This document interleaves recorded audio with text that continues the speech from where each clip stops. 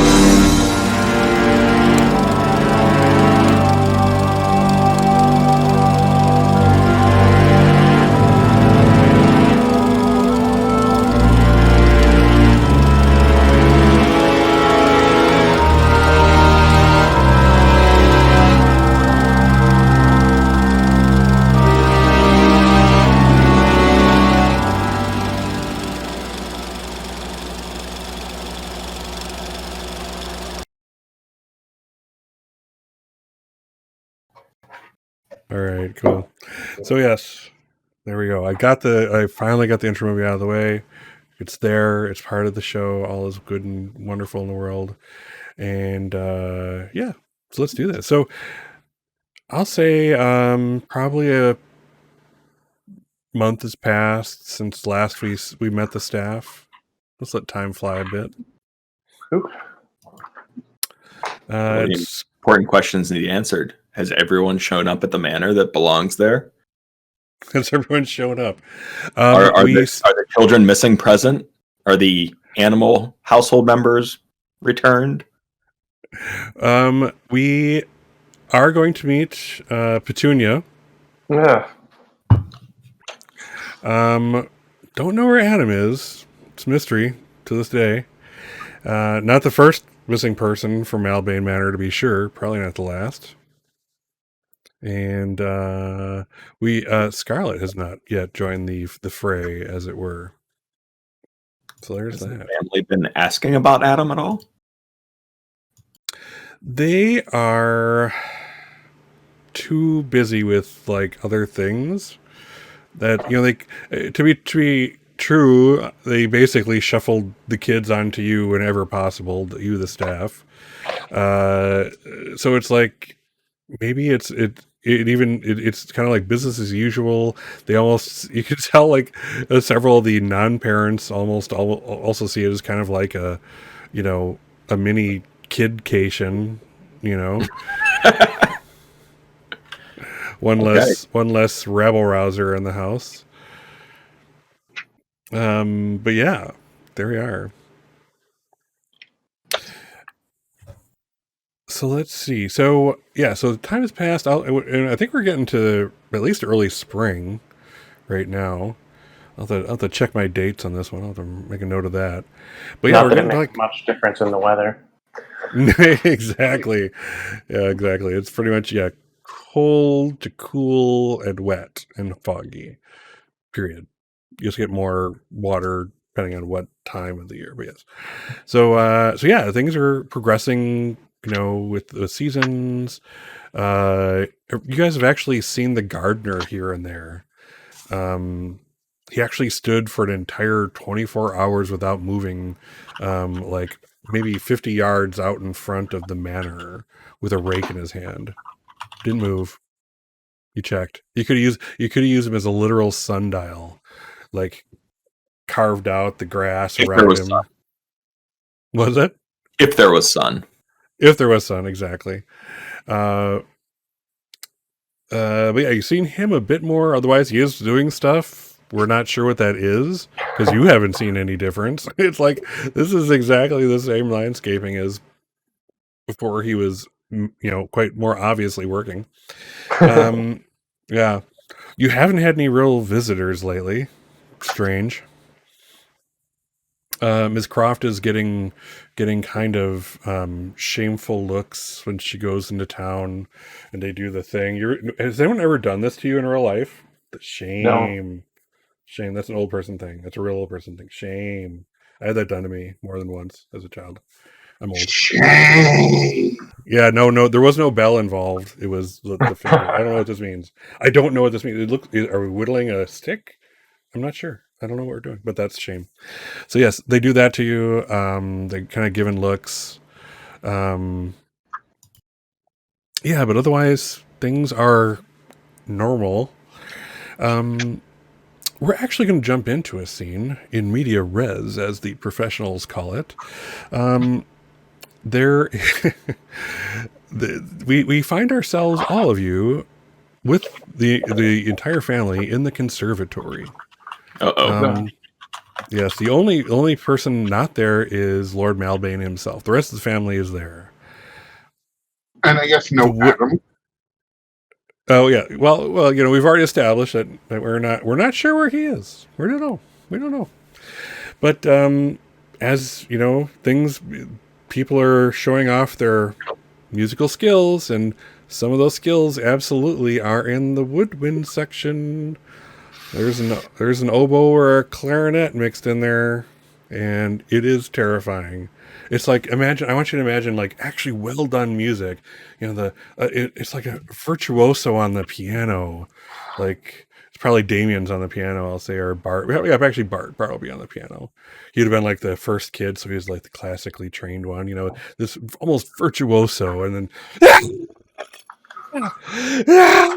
as everyone breathes in past the reed of the woodwind in question, and the family they don't sense this at all. All of you are, I can imagine several of you jumping every now and then as like, okay, the woodwinds are taking a break, and something, and this goes on for an uncomfortable amount of time. Mr. Current is sent in and out for both port and brandy in several rounds.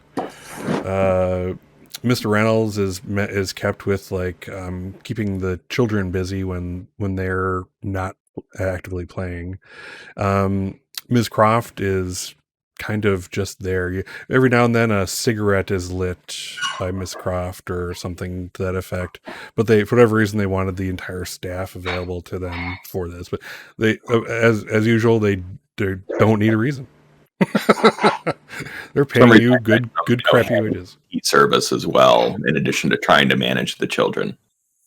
Yes, and they're paying you good crappy wages, so you should probably earn it, you know. So there is that. So yes, so I'll say that things are going. You guys are probably at this time like closer to the door.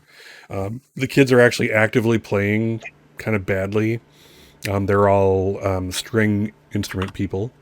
And it's actually, again, you know, you've been around someone who doesn't quite know how to play the violin. It's like sounds good for a split second, and then you know, as they do the thing. But they're coming together. Someday they'll be good. That day is not today. I'm here to tell you. And again, the family doesn't seem to notice. But you're kind of all in a row by the door, just waiting to serve. I think it was the remains of the day. Where the butler, played by who played Hannibal Lecter? Help me out here. Anthony Hopkins. Anthony Hopkins, thank you. So Anthony Hopkins plays the butler, and he says something to the effect of the room is more empty with the butler in it, whilst serving, etc., etc. We try. Yes. So yes, you're all. What was that? Mainly to escape notice. Yes, there is that. That is such a huge part of your day. It's just not being noticed. Stay to the periphery. So yes, the music is going on, and the kids are all there, and probably Mr. Reynolds, you're closest to the door there. You're all kind of like in a row, standing right next to each other, waiting to be called upon. And Reynolds, you feel this tug at your pants, and you hear this strange child's voice. Sir, will you please play with me? I'll look down. You look down. A child. You look down, and there is Lord Malbane on his knees, squeezed into a kid's outfit. He's wearing kind of like shorts, a shirt. It's not fitting at all, but he has this look, and the sound is, you know, it's, again, this is a man's vocal cords trying to make a child's voice, but the look on his face is genuine. This is like a kid looking to get someone to pay him some attention. And you, the other two may not have been tugged on, but you definitely hear that and are free to see it as you will. There's many looks that perhaps cross my face. But, of course, what comes out of my mouth is, of course, my lord. And he's like, my lord, my name is Everett. Do I know of any Everetts in the Malbane lineage? That's a good question. I'm going to say you don't at this time. You could certainly research that. There are they do specifically keep Bibles with such records in the library, but you don't recall any recent Everetts. Interesting. My apologies, Everett. I have some toys right over here. I imagine there are actually some toys, you know, There probably are. From the children. He's like, they all scare me. Can we go elsewhere? I don't know them. I look entreatingly to the other servants.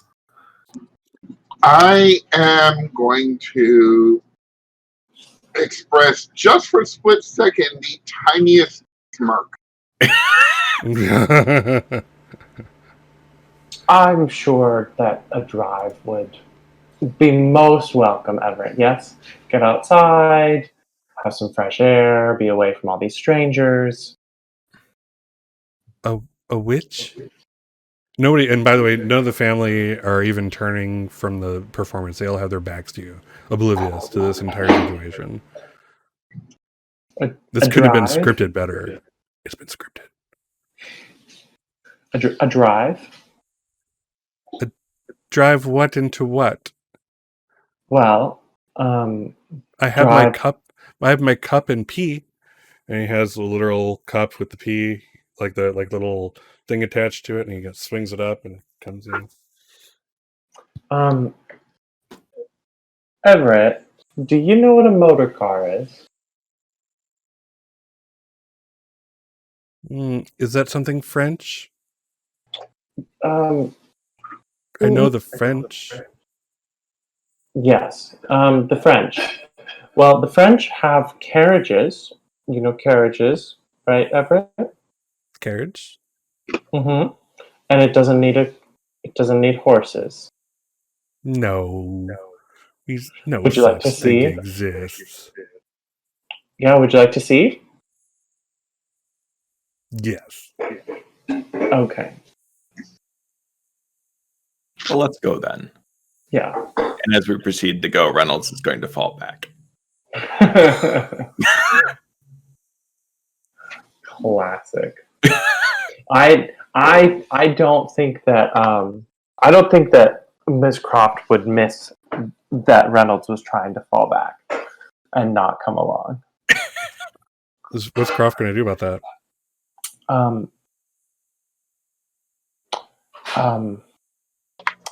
Reynolds, didn't his lordship ask you to play with him? Oh, you're directing the staff. We're there already, huh? I guess so. I'm very bad at this. All right, roll plus etiquette. I'm assuming Mr. Reynolds would like to resist this. I would like to resist this because Yeah, dealing roll with plus etiquette. Lord Malbane that may not be entirely in his right mind or possessed or something is not on my list of things I want to do today. Okay. Oh my goodness! So as you kind of beg for Reynolds to come with you, there's that feeling between the two of you that like, yeah, Miss Croft isn't in control here. So why don't you lose a prestige, Miss Croft? Lose a prestige. Oh. And I'll even say, like, you even see me, turn. It's like, yes, the tea's coming, and sort of wander off. Come along, Master Everett. We will go see a mythical motor car. He's like, no, there isn't. Miss Croft, is there anything you're going to need? Or are you fully prepared for this excursion? I believe I'm okay. Although, perhaps, Master Everett, would you like a coat for going outside? It's blazing hot out. Okay, Don't need then no coat. I think that we are perfectly all right, Mr. Curran. Thank you. If you insist. Carry on, Miss Croft, but remember, I have my eye on you. Oh, then I assume you're coming with us? I say as I just kind of leave the room. Not even just as an aside, not even trying to force him to, because obviously he's not coming with us. Right. In response to that, I am going to twitch.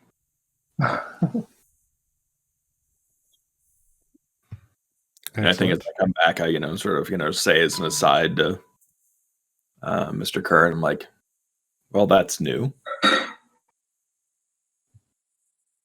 What's new?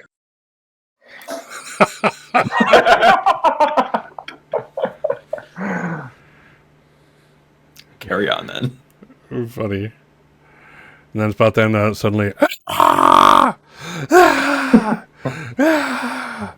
not sure who got the worst end of this stick, to be honest. Yeah, I mean, I'm just playing with a kid. I'm just playing with the kid. Yes. So, yeah. So we'll leave Reynolds and Current for a moment while as Croft proceeds with Everett down the hallway. Everett is walking on his knees, shuffling along as if that was how long his legs were. Solid. So actually less graceful than a child of that size. I'll just kind of give an aside. Mr. Current does not want to come with us, but he didn't really think about the fact that things don't really turn out well for him when he leaves me alone with children. We like to play tricks on him. So come, I'll show you the motor car. Ooh, I like tricks. What's your favorite trick, Everett? My favorite trick is when you put the spoiled milk in with the good milk and Mommy tries to drink it. That sounds like a very good trick. And he kind of reaches up to hold your hand as you're walking. I will hold his hand. Excellent. So there is a so as you're kind of doing your thing, I'm gonna leave Ms. Croft for a moment. I'm sorry, I'm kind of putting things together here. So Mr. Reynolds, Mr. Current, you're watching the Alexandria and Alexandrina perform, and as you're doing so, you kind of, I'm going to say Current this time. It's you who kind of notices things off to the side. I'm sure after that thing, Reynolds is just focusing straight, eyes forward and ahead, and etc. You could swear you see Alexandrina right outside the doorway into there, kind of peering in off to the side, though she is performing right in front of you. Then she's wearing the same ribbons in the hair, etc., etc. Wow, that's a concern. Now then, I guess I will be a loyal servant of the house, and I will go and investigate. Okay. So as you do so, Alexandrina kind of sees you moving towards her and runs, takes off down the hallway away. Are you going to make chase? At least head out and see where they're going? Sure. Well, I won't start running until I'm at least out of sight of the rest of them. But yes. Right, you don't let them see you literally sweat.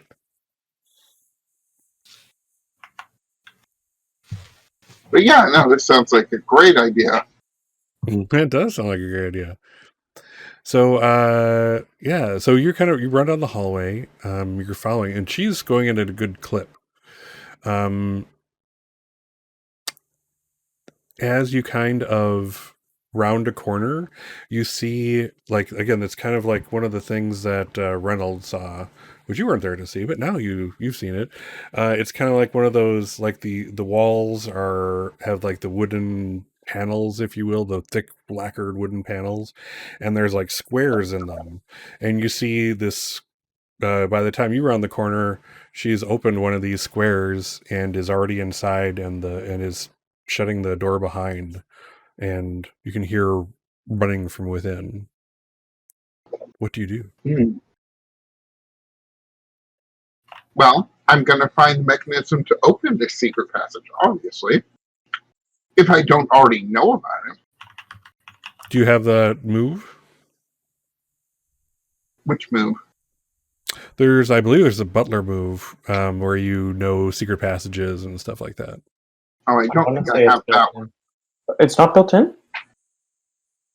the access to everywhere with the key and everything? You can get into any place? I don't have that move regardless, so. Oh, okay. Gotcha. Let's see. So yeah, I'll say it's going to take a little time, but you'll let's see here. Oh, yep. Let's. In fact, I think it triggers everything in its place. Oh, So go ahead well. and roll. Go and roll plus etiquette. What's etiquette? Trying to remember what my etiquette is now. And all right.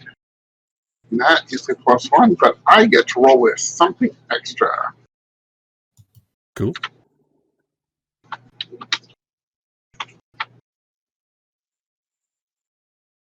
What do No I pressure. got?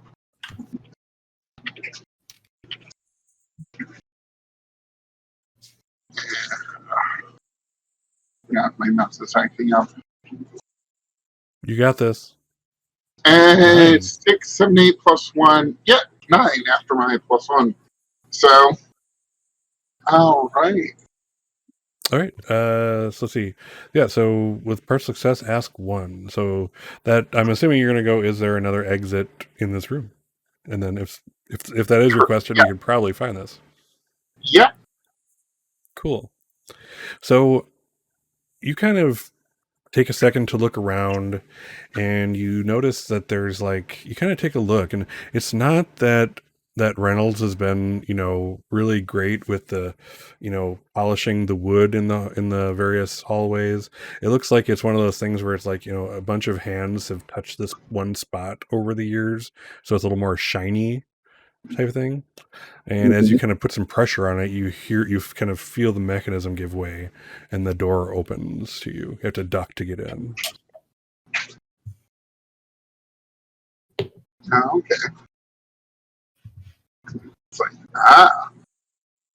well, I guess I will start following Alexandrina getting her into this hall and into this passageway, and I don't know, follow it where it leads, see if I can catch up with her. Cool. Doing all kinds of silly things.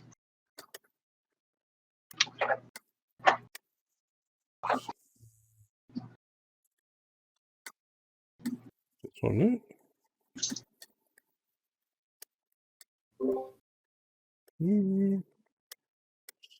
What's that? One moment. Sorry, just taking a note here.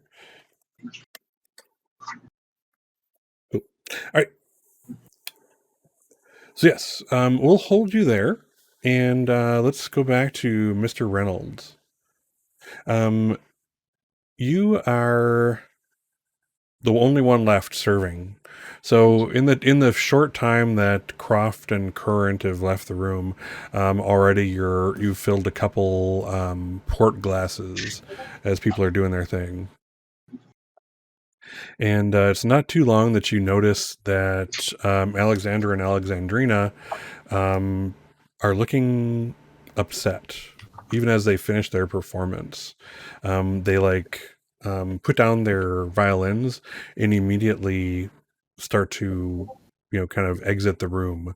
Someone else in the family has taken up the piano, so nobody even takes notice. Oh, cool. And they kind of see you as the last remaining staff, so they both take a hand of Mr. Reynolds. I'm like, your performance was excellent. I haven't heard Like, finer from those twice your age. Oh wow! I'm glad there's not a lying move here. But yes, Well, we're the staff. I think we're expected to lie. Yeah, that is built into the job description there. But they kind of grab you, each of you grabs your hand and walks you out of the room. They're like,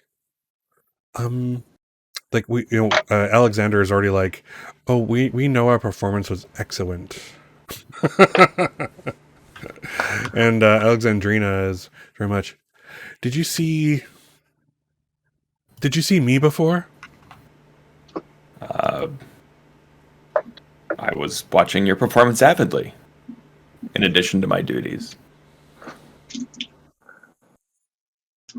And Alexander's like, we saw you see her.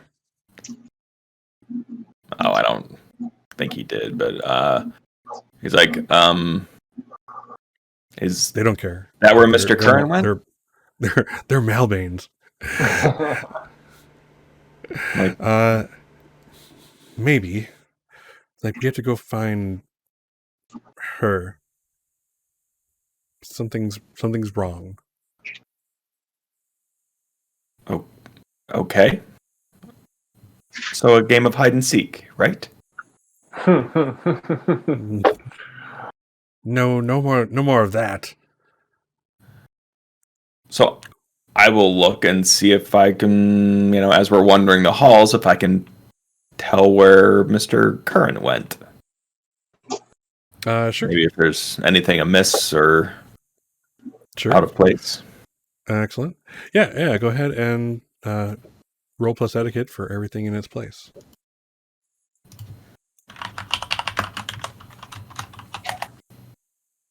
Well, Holy crap! Nice. maybe he Wow, you disturbed the flowers that were on the table, near the entryway. Sure. So, what are your questions? I will ask 3.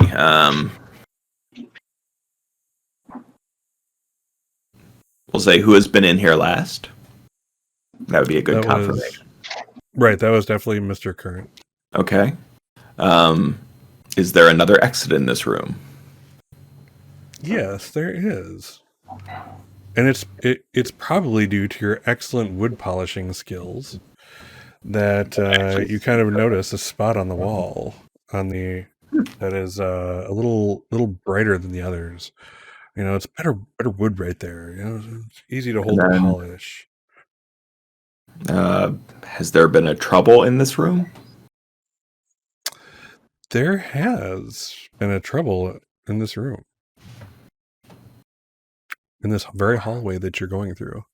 And then, as you trigger the mechanism, if that's what you choose to do. Of course I would. Yes. I'm fascinated, I think, where, some of these extra, passages and rooms might go and, what I can find in them. Right. So, yeah, so the kids behind you are like, oh, it's going there. And then they disappear from you. They go when they're back to around the corner, maybe towards the conservatory.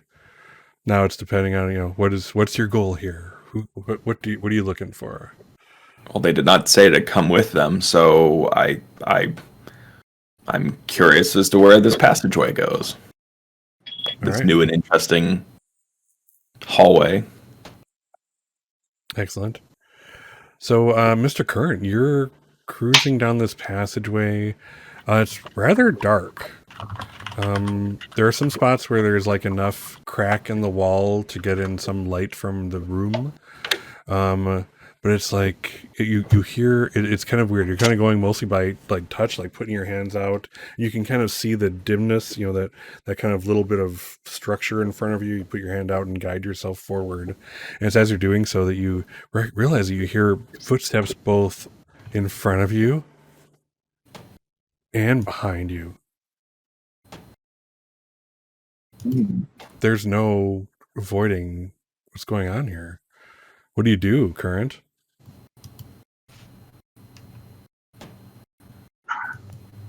I have to continue forward, I guess, but keeping an ear out, I suppose. All right. And Reynolds, as you are in the dark hallway, you also feel you kind of hear the footsteps in front of you. Two sets of footsteps, in fact. And suddenly, as you're kind of like already kind of in there, the idea of going back is like, maybe.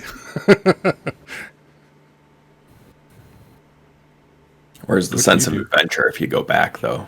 Oh, nice. Excellent. Go forth. And for all I know, I could get lost in here and not have to work for the entire day. Right? Oh, don't. Yeah, again, we'll see who you trip over on the way, right? That's where the last butler went. I would do that. Yes, I would. As long as I don't find, as long as I don't trip over Adam, I'll be fine. Oh my god. So yes, you kind of go through the darkness as you can, and as you're moving in a decent clip, the sets of footsteps get closer. It sounds like they're running away from you. It says, Croft, let's go to you for a second. So yeah, you and Lord Malbane or Everett, as he wants to be called right now, are outside. Do you actually take him into the car? Yeah.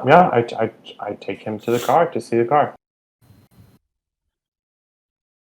He's like, okay, where are the horses at? The horses are inside. No, they're not. Yes, they're hidden. They're not. You lie.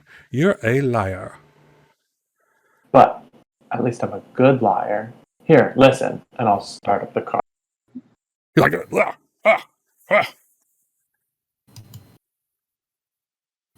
Well, do you hear that?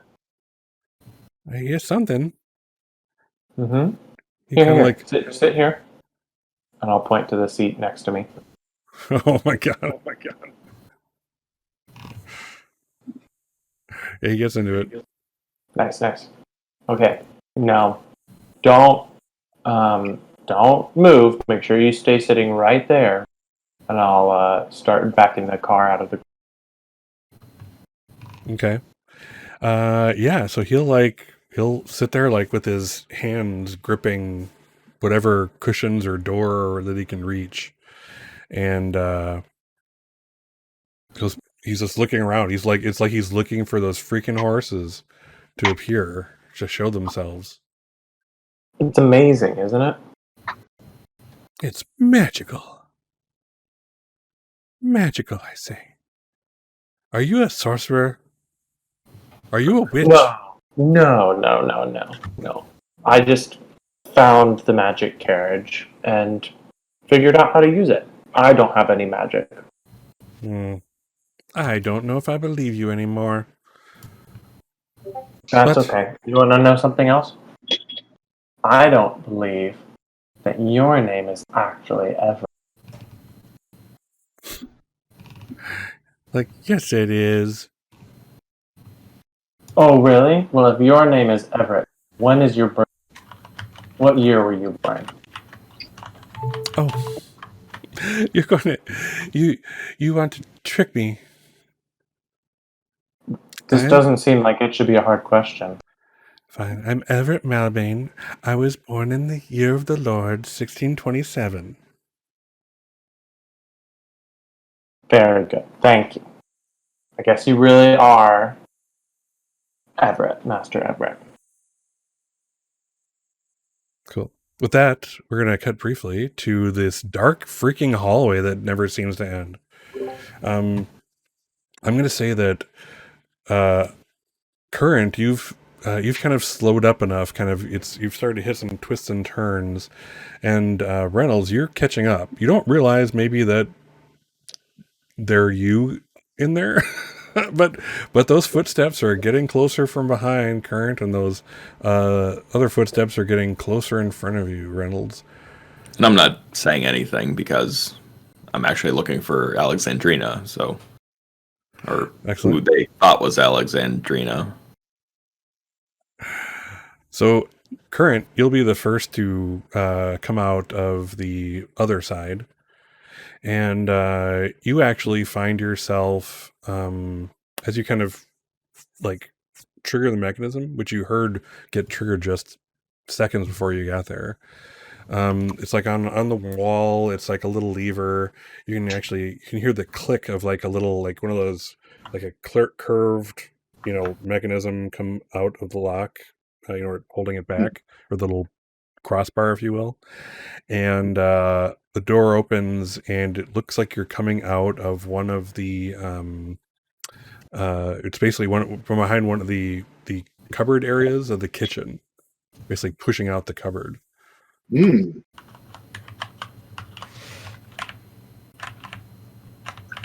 And there's no one to be seen at this time. It Emerge doesn't take. into the kitchen. Yeah. Go ahead.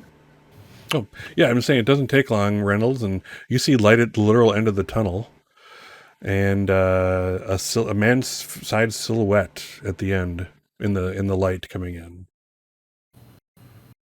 I think I'll even say, Current, what are you up to?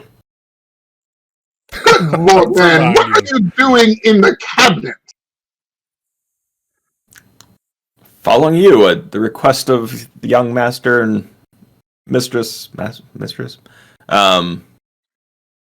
twins. They told you to follow me? They were looking for Alexandrina?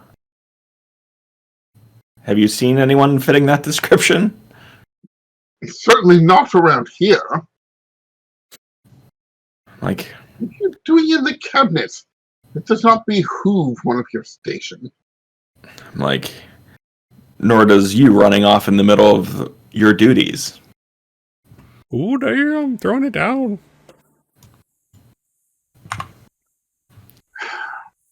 At least I was doing so at the request of one of the household. Now I see how you spend your days as I'm cleaning diligently.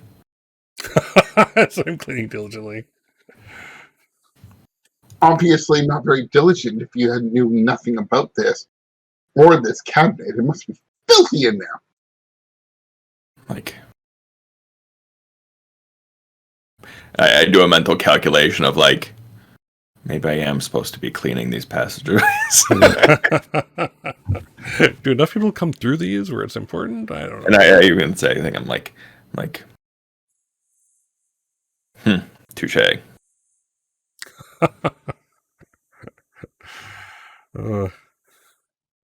As I'm brushing a little bit of dust off my, my coat. Excellent.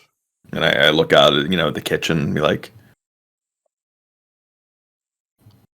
can I tell if anyone's been here recently? Ooh. Besides ourselves. Let's find out. Go ahead and our luck and rolling dice. Yes, exactly. That's what you want to do in this game. So yes, roll plus etiquette. See if everything is in its place. Believe everything at least is sorted out. Is anything out of place in this room? Let's see. Is that your? Oh, that's your roll there. I'm sorry. It is. Oh, it's an actual 10. Cool. It is an actual 10. All right. Cool. Yeah. What are your questions again? I'm sorry. Is something out of place in this room? I will say yes. There was like from the last meal, you'd probably actually you put aside like a plate with several slices of cheese on it. Maybe it was like, a snack for yourself or whatever for later, and the cheese is gone from the plate. The plate's still there. Cheese is gone. Has there been a trouble in this room? There has been a trouble in this room recently.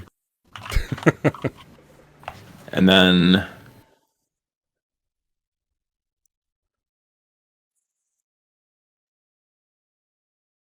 these questions are very Boolean. Yes, no. It's very unusual for. Yeah, it generally wants you to kind of. Let's go with who has been in here last. Ooh, I'll say that as the housekeeper, Mr. Reynolds, you get to know the habits of people. You get to notice their comings and goings. You get to notice things about them, the way they move. You feel like everyone has their own like scent, even. There's the perfumed ladies, there's the musky men, etc. what they store with their clothing, whether it's lavender or, some other flower. Exactly. Or in this household, who knows what. Yeah, so strangely, and this is a weird thing. You get the feeling that Alexander and Alexandrina have been here. There's that scent of I don't know, what would a young girl wear? Let's go with lavender. Lavender is nice. We like lavender. Yes, there's that scent of that you didn't sense before. She had like the normal amount of lavender in her clothing or what have you, and this is double that. Okay. I think we must have just missed the twins coming out this side. As I sort of sniff the air, I've definitely been here and taken my snack.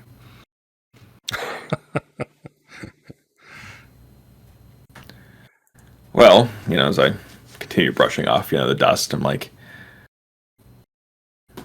that is all. Since I'm here, and I grab a couple things from the larder that the family might want, and I will head back. Head back to the conservatory.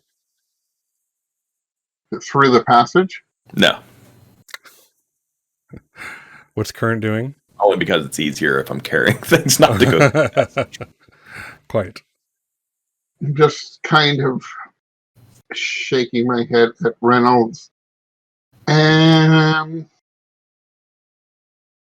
Yeah, I guess I will head on back to the conservatory as well. By the normal path. Excellent. Cool. Let's cut to Croft for a moment. So Croft, you're kind of, going back and forth with Everett, and there's this time where he's like just looking around, like he's discombobulated, like it's like, we haven't gone anywhere. We probably literally drove like 20 feet or something like that in reverse or whatever. And this is discombobulated, where am I look on his face.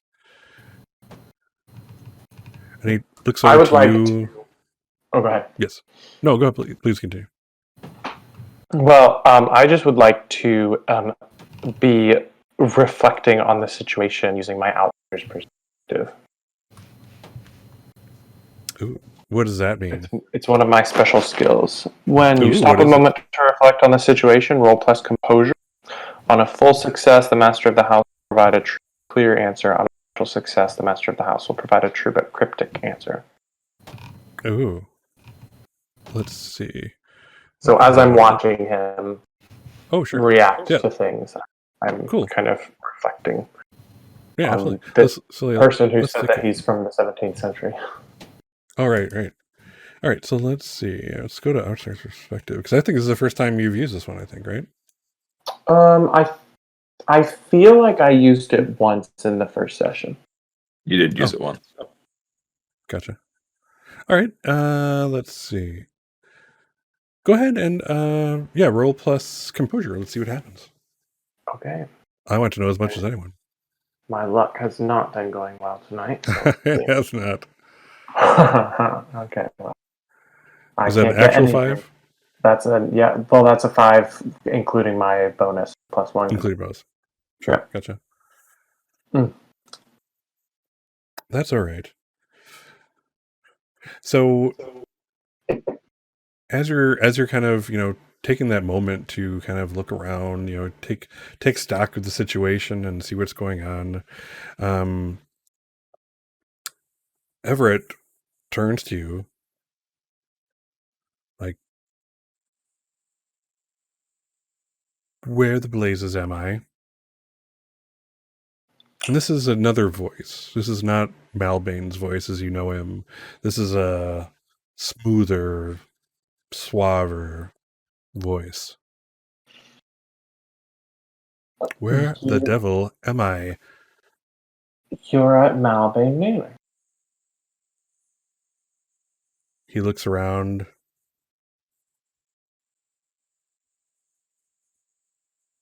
So I am. Mm-hmm. And he kind of moves, and it's like he reaches out towards the windshield and touches it, brings his hand back, and he looks at you. What kind of witchcraft is this? Get me out of this prison, witch! I'll deal with you. Listen, I've been trying to figure out the same thing. Because the thing is, it's about like 250 years later than it should be for you. You're a witch. No. I did not do this. I did not. You came up to Mr. Reynolds. Remember, you came up to him in the house at the conservatory where they're playing instruments. Remember, you came to play. Remember? I've not played as a child for many a year, my good lady. I know not any Mr. Reynolds. Do you know somebody named Everett? And you will let me out of this prison of water, of ice? And he kind of reaches out and pounds on the windshield with his fist. And a spider crack starts forming in it. Okay, yes, no, there's a door. There's a door right next to you. You can get out. What is your name? I see no door. I swear, witch, if you do not release me from this prison immediately, I will make you rue the day.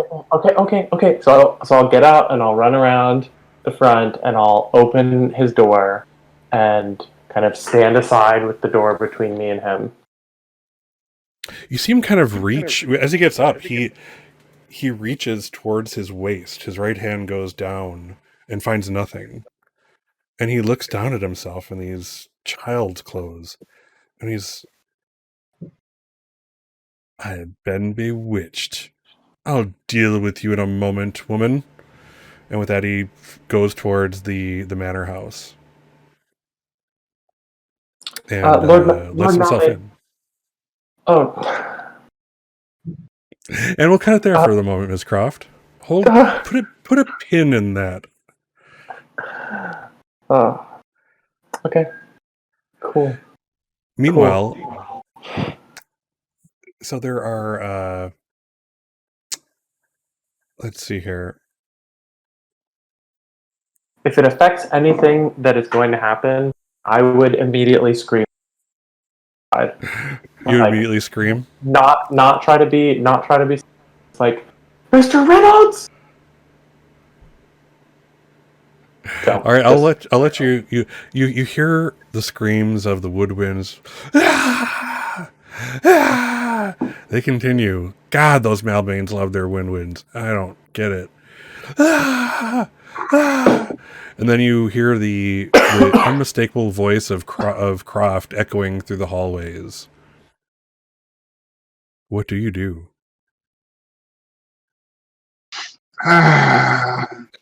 Go and follow the sound and investigate. I think I would actually investigate. So we have a pair of investigators. Still does more work than two, so even if one's just a chauffeur. Yeah, it's really strange. So Malbane Manor, it's like things are generally put together pretty well acoustically. You know, back in the day, you know, you didn't have sound dampeners and stuff. You had to make a house that didn't echo. And for some reason it's put together just right where that works. Except when somebody's freaking screaming, and that seems to carry real well through the whole freaking manor. So I set my refreshments down on the side table and go off to see what the commotion is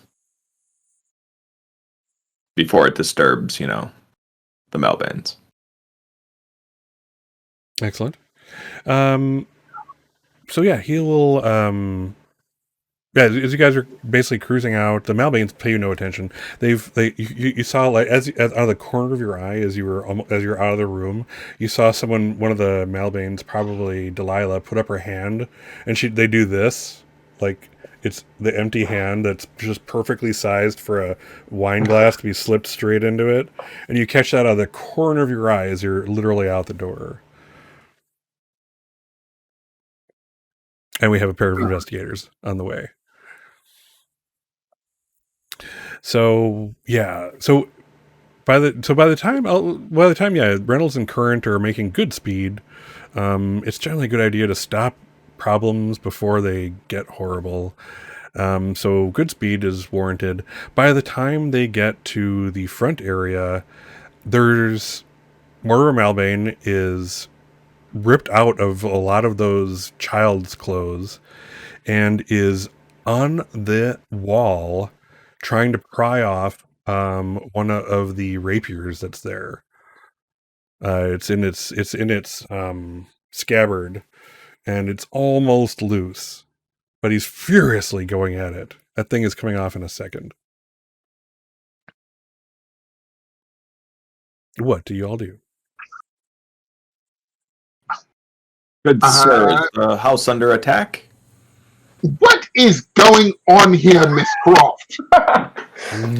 Oh my god. I don't even know if this triggers a move at this point. But yeah, so just as... Can I have an umbrella or something? Is there an umbrella stand? Yes, there is an umbrella stand. I would assume the car has an umbrella in it. Okay, yes, I have an umbrella. All right. So that rapier gets zipped out of its scabbard, and Mortimer Malbane is now striking a two-thirds like front fencer's pose at you with the rapier out front, and he points at first Reynolds with the tip of the rapier, and this is the Malbanes keep real weapons. These are accurate. These were used. In fact, Reynolds, the tip is so close to your nose you can actually see like the blood stain that never got really polished out of it. And he's like, "Sir, I know neither you nor you," as he points at Current, same thing. "And I certainly don't know that witch. And what are you doing in my family household?" I am the butler, sir. And he kind of gives you this look. He gives you this look. I don't know. Just because it's going to be funny, I would be like, "And I'm the housekeeper, of course." And he goes, as you guys talking, like the tip of the rapier goes in your direction. And I'll it's back as much as decorum allows. Yeah, it's as much like it's impressive because if you've ever seen a fencer, even someone who trained, the tip is so it's so far away, and the smallest movement moves it, and it's staying pretty rigidly straight as it points to each of you. And he's like, servants of mine. I've been gone. Has the family taken on new help? And does it employ witches? I cannot speak for the witch, but they certainly have taken on new help, and yes, new help has taken on. You say you have been gone for a while. When was it that you left? That I might refresh you on the goings on since then. The spring of 62. Would that be 1462? The witch should not speak. The witch should not speak. We all know that the year is 7. He kind of. What day do you think it is? And he kind of points the rapier at Current.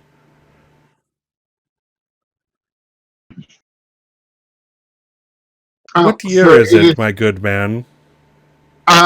If you'll permit me 1 moment, I raise my hand, sort of a caution stop motion, and I inch around, kind of away from him, and I grab the newspaper off of one of the side tables, and I'm like, as you can see, sir, this news bulletin does include the current date on it.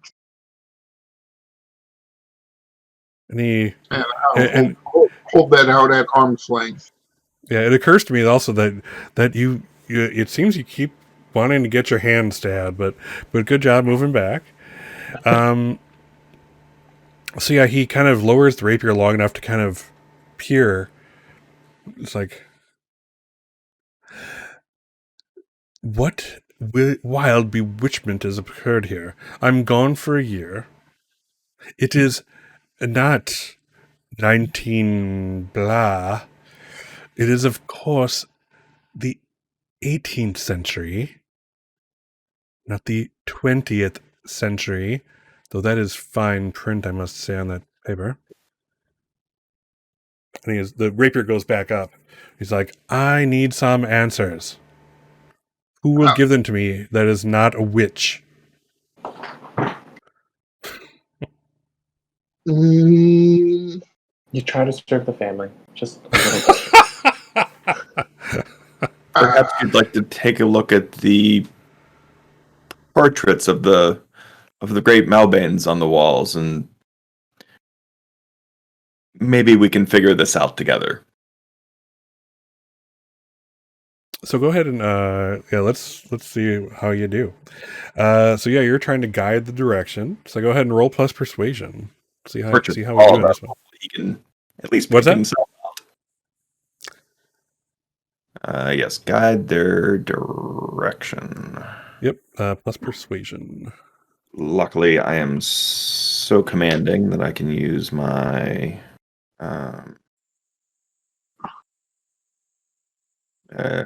composure. Cool. Excellent. I'm getting lucky so far. Take all my luck. I'm like, these, and I think I probably know a number of them, although I'm sure there's ones that I'm just like, I just, recoil from. But, let's go through some of the family history and see if we can determine which Malbane this is. Are you saying that to like the room, or is that that's your? Yeah, that's my in-head thing. But I'd be like, and this is Lord Mortimer the first, and And with the rapier, he actually points up to this portrait that's up higher up, dustier. It's almost impossible to reach that one. And Reynolds, that's like your stickler thing. It occurs to you, you've probably been face to face with this individual. It's labeled as like a little metal plaque at the bottom, Stuart Malbane. You witch, fetch Bartholomew. You witch, fetch Bartholomew. Oh my god. I'm just gonna. Do you command witches now? Oh damn! So there's resistance. All right. Wow, we're all over. So go ahead, and if she will resist, you can direct the staff if you want. Current. Okay then. Roll plus etiquette. Rolling and +1. That is an 8. All right. They follow your directives, but get to select one of the following. What do you select, Ruby? Well, I better get some prestige back, so I'll take a prestige, and I'll say, oh yes, that's right. It's man bound me to obey your will. Oh, it's my master. Excuse me, Lord Stewart. I must obey what my master commands. And I'll squeeze past him going up the stairs. I think all of you can see how that prestige snuck back into Mrs. Croft's prestige coffers there. Yeah, so Croft leaves the room, and immediately the rapier goes back to current. You command witches, sir? On behalf of the family, I stand in service and defense of all the Malbane line stands for. And by the authority invested in me by your noble line and its household, I am able to exert my power over any number of people or less savory things within this proud manor house's walls. I'm just in the background rolling my eyes. Yeah. He's like, he doesn't even take his eyes off of Current. Like the eyes are locked. But he says, "Housekeeper, get this one a blade." I will pull down the heaviest sword that is on the wall. That's probably a claymore. Probably a claymore. I've never dueled an unarmed man before, and I don't believe I'll start now. Like I'm actually dragging it on the floor to to give it to Mr. Current.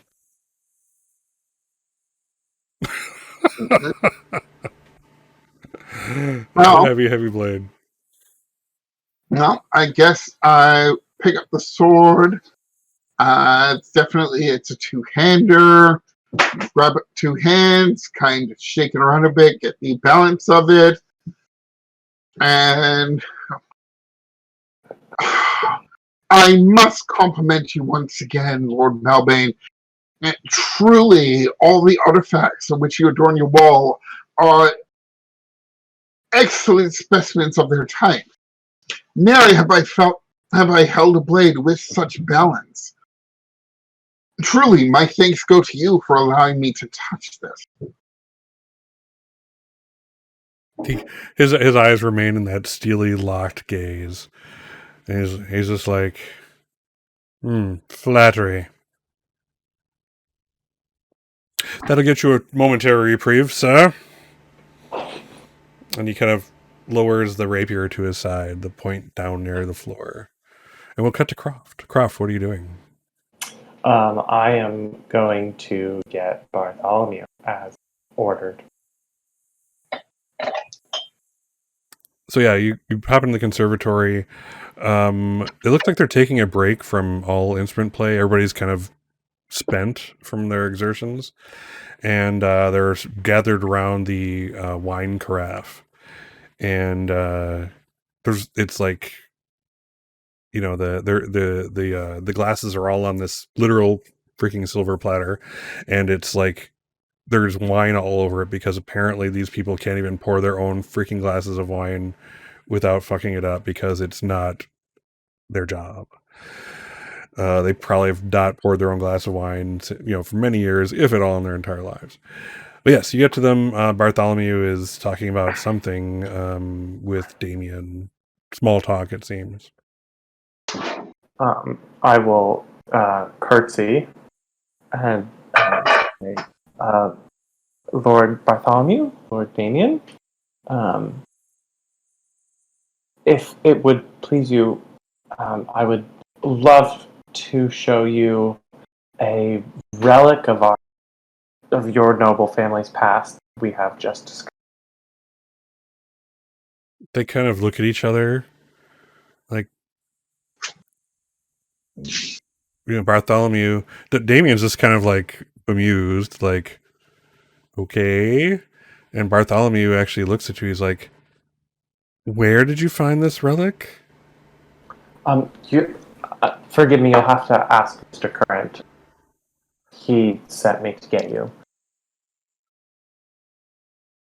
He's with your father in the hall.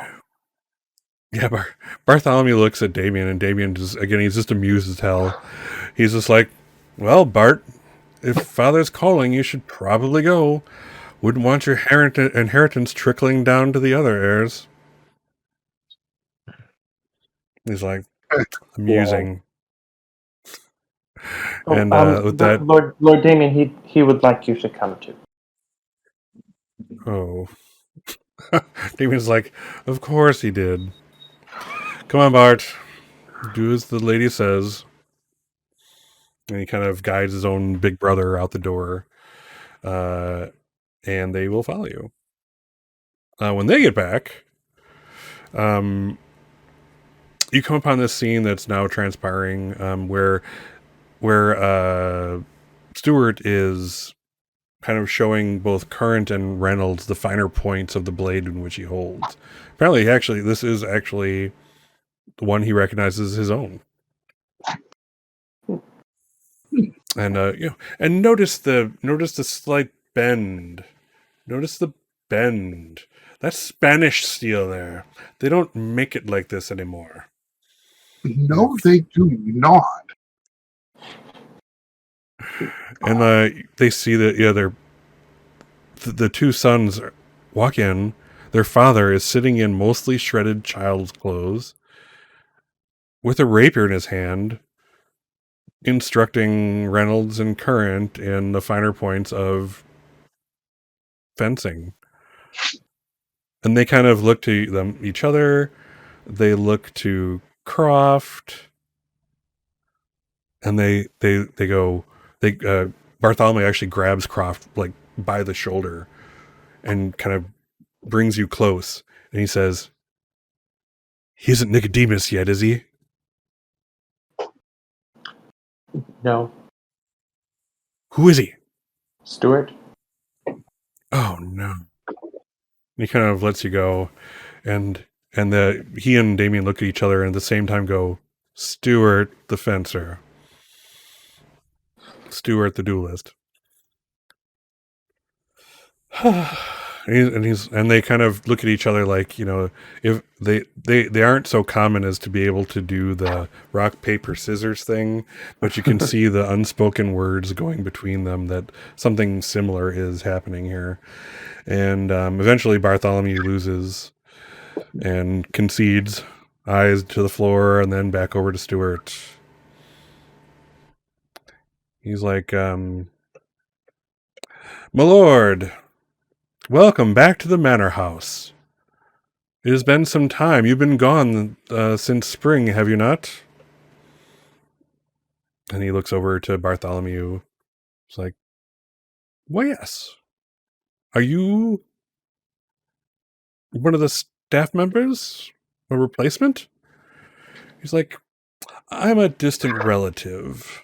And, well, you've been wounded. You were in a duel. You lost quite a bit of blood.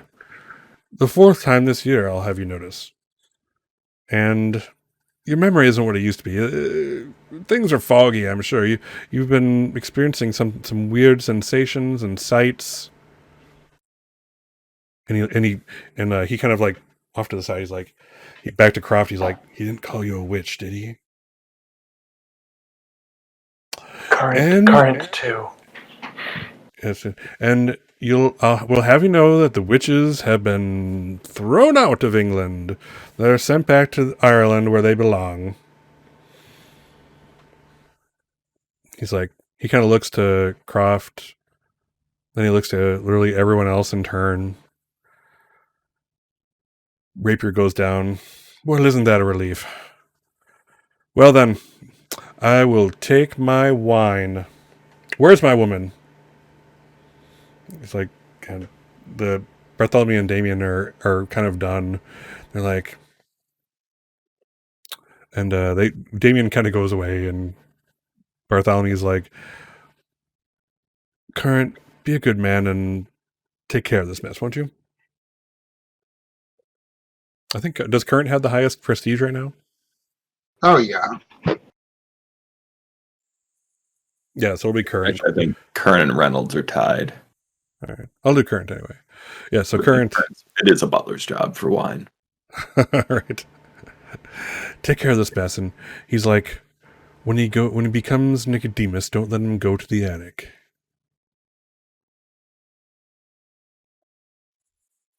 Oh. Ow. Interesting.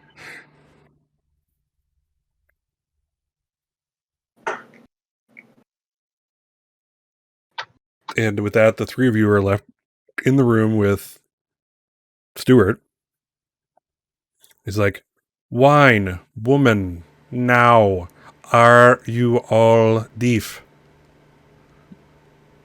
Mm. Yes, surely wine shall happen. Okay, so Reynolds is left? Yeah, Reynolds is here still. Oh, Reynolds is still here. Yeah, the brothers have gone now.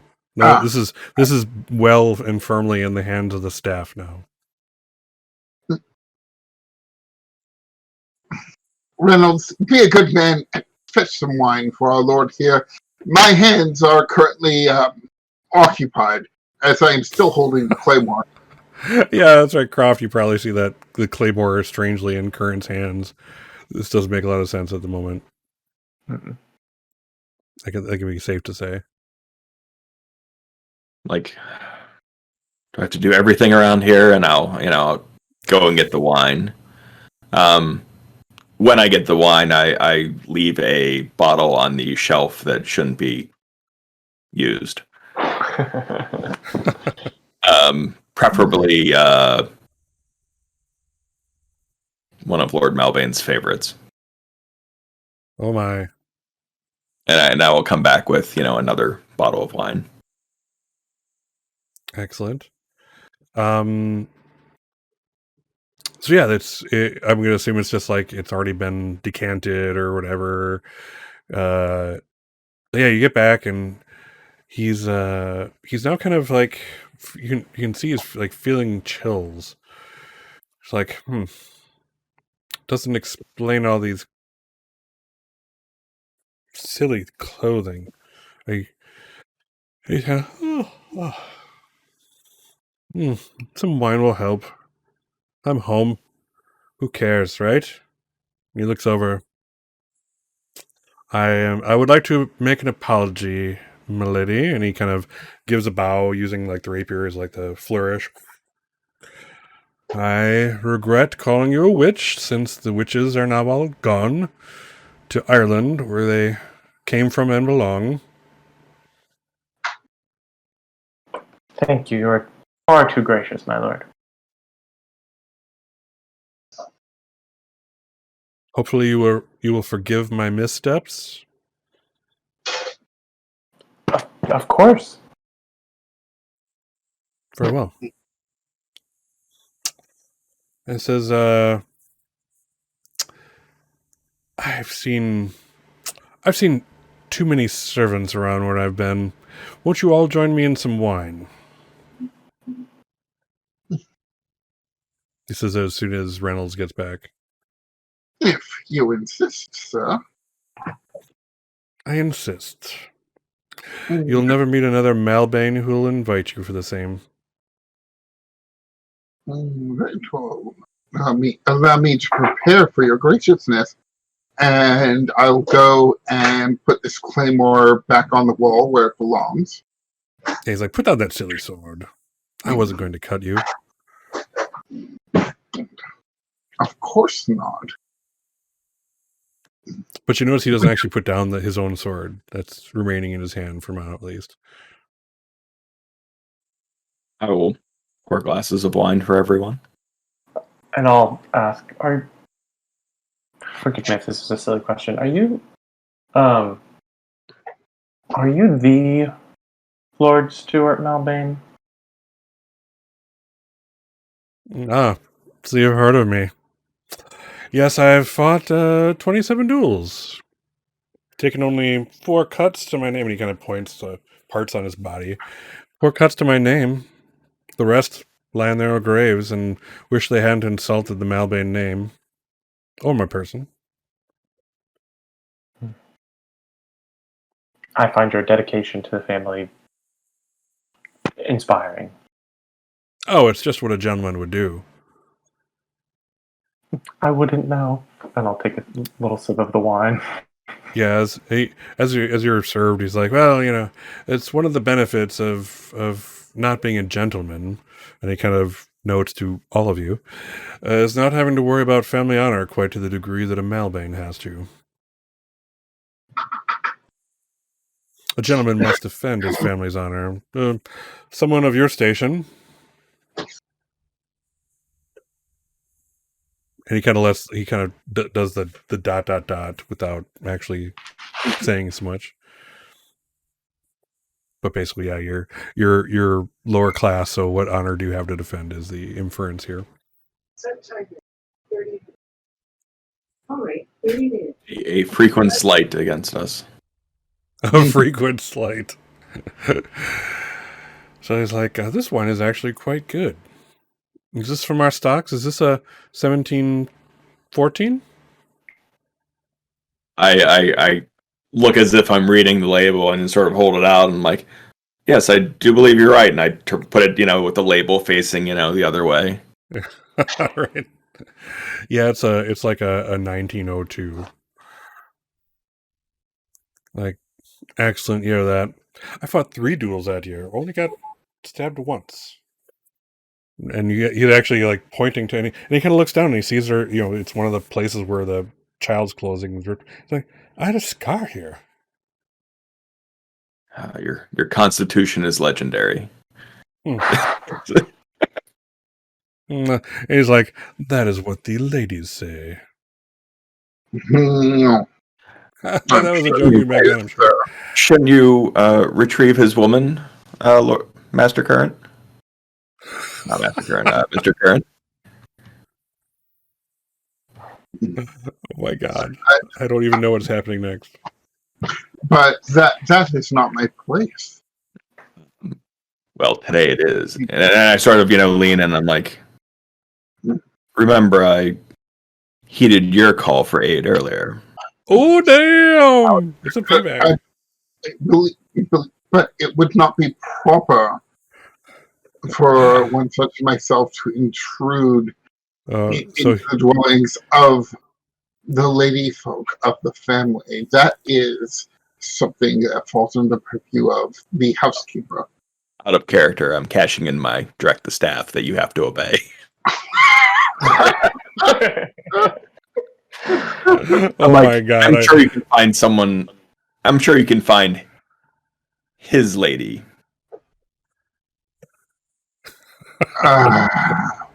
So we'll be merciful to poor Jason. And since we're at about our halfway mark, let's take a break and give Jason a moment to puzzle this little thing out. And we'll be back in 10, if that works for all of you. Yes? Yeah, that's good. We're good? All right. Alrighty. All right. I'll see y'all in 10. Cool. This is definitely going to be I'm the one who has to go and find Stuart's woman. There you are. It sucks getting those payback moves, huh? Curse you, Reynolds. Do? Curse you again. What does current do? Well,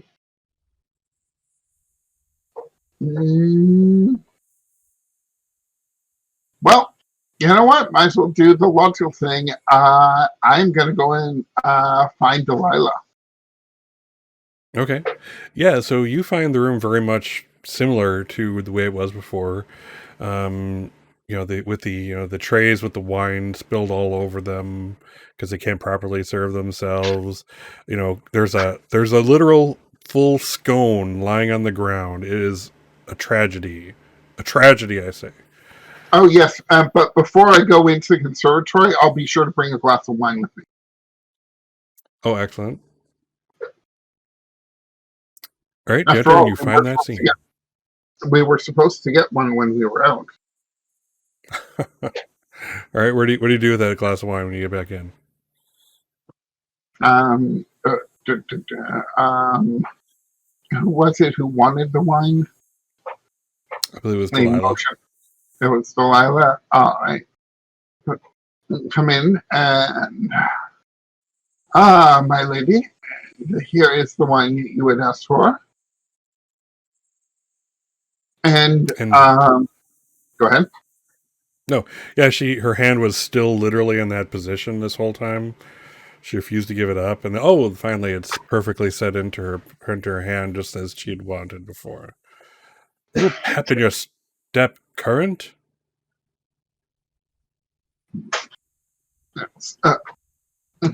Lady Malbane, your husband requests your presence in front of the house. I heard. Is he Stuart or Nicodemus? Stewart. Oh, wondrous. All right, well, I suppose he is my husband regardless. And she stands up. You may lead on, Current. Very good. I will do so. All right. By the time you get back,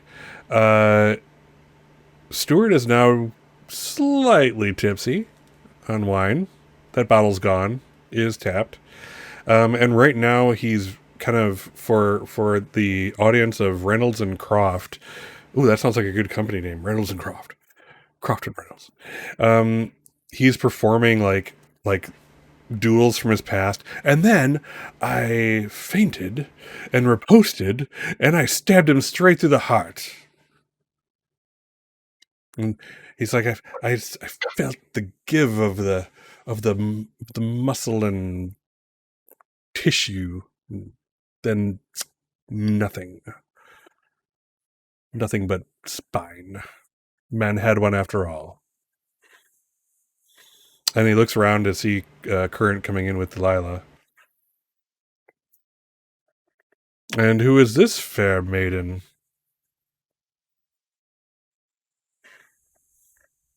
And Delilah's like, "Oh, Lord Stuart, I am but a new servant girl, come to assist you. Your woman has called and asked for you in the study, so please accompany me." She's not as great as an actor as the rest of the staff is. She's like, "The study?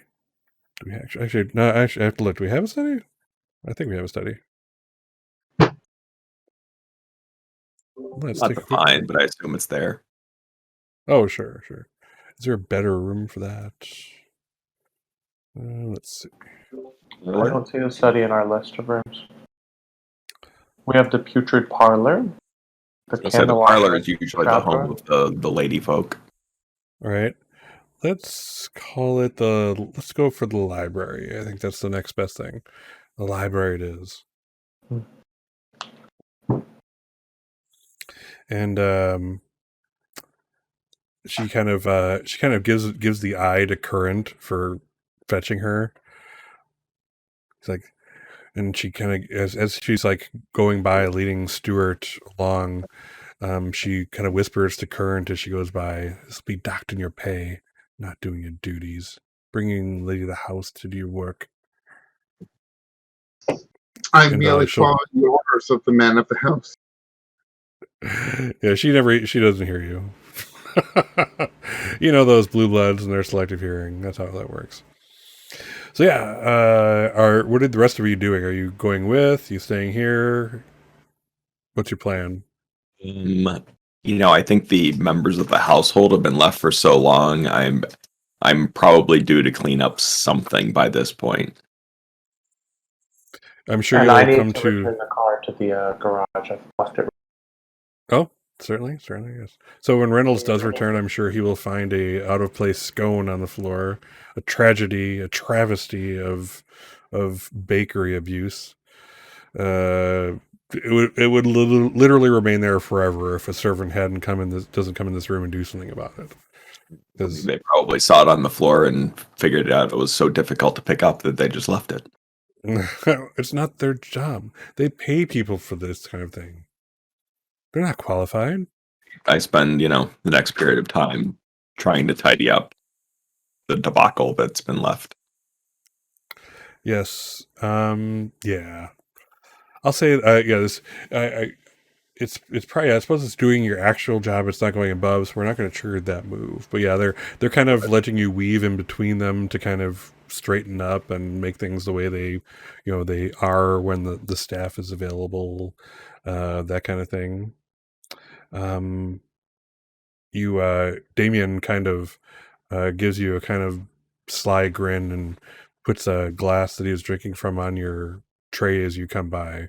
It's like, sort of leave you with that chap, but why should you be spared the fun? Always willing to serve the house. Good men, you'll go far. He's like, then he goes, there's a scone.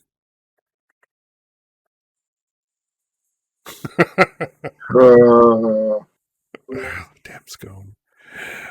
Croft, you are pulling the car into the garage, and again, it's dark as always. It's not too dark outside. It's dark in the inside as always. Amazingly dark, undeniably physically dark. And as you get out of the car, you hear something upstairs. In the garage? Yeah, it's in your little, like, your loft area that you live in sometimes. Great. Great. And it's like, clinking of dishes, it sounds like.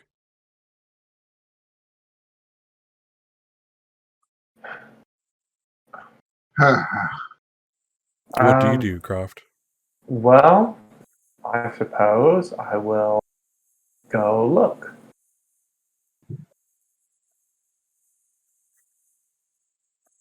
And as you get upstairs, you see the back of Alexandrina, and she's like there was you left like a little coffee cake out or something, and it seems that she's eating of it as you get up there, and she sees you, and her eyes go wide. Miss Alexandrina, can I fetch you anything else? This is a rather dark place to be eating. Yeah, she kind of squints to see you, and there's that look of, you can see the look on her face of like if I stay still long enough, they won't notice me. Type of fright / surprise, and she kind of puts the cake. She puts the cake down, and it's like, very sorry to have bothered you, Croft. It's quite all right, Miss Alexandrina. You may take it with you. Where's your brother? Oh, he's inside. I couldn't find anything but cheese to eat, and I was so hungry. You couldn't find anything to eat? Surely we can.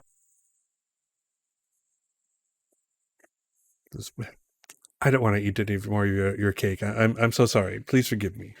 With that, she kind of tries to walk past you at a speedy little pace, her little legs carrying her. Well, I guess I will follow her. Say, so we're going to the kitchen then to make sure we get proper food? Like, I can go there alone. Oh, I really think that someone should accompany me. Right. I would like to direct the staff. Third time's a charm. Guide their direction. That's what I meant. She is not staff. She's not staff. Yes. How dare you? Probably in trouble. How dare you? Roll persuasion, please.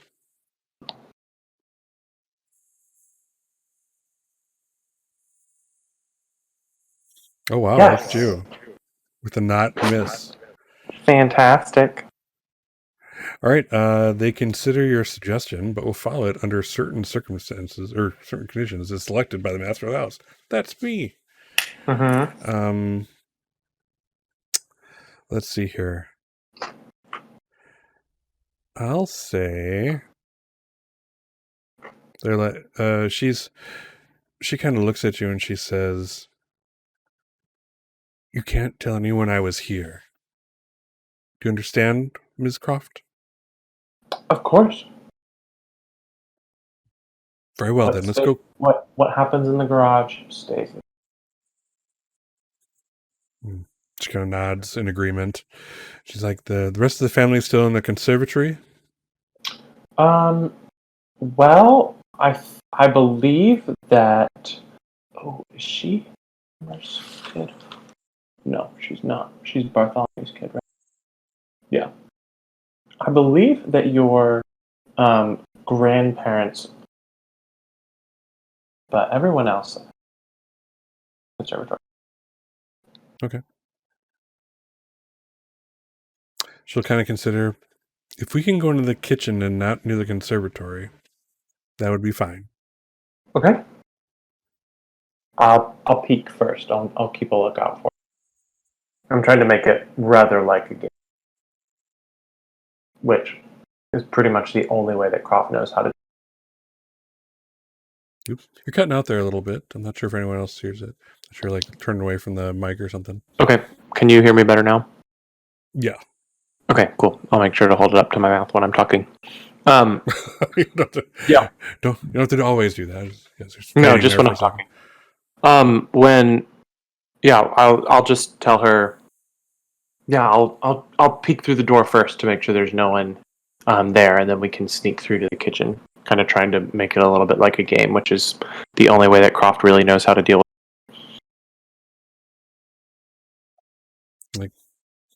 And she kind of follows Croft's lead, and kind of goes through. She's doing her own little looks. She looks very paranoid and scared.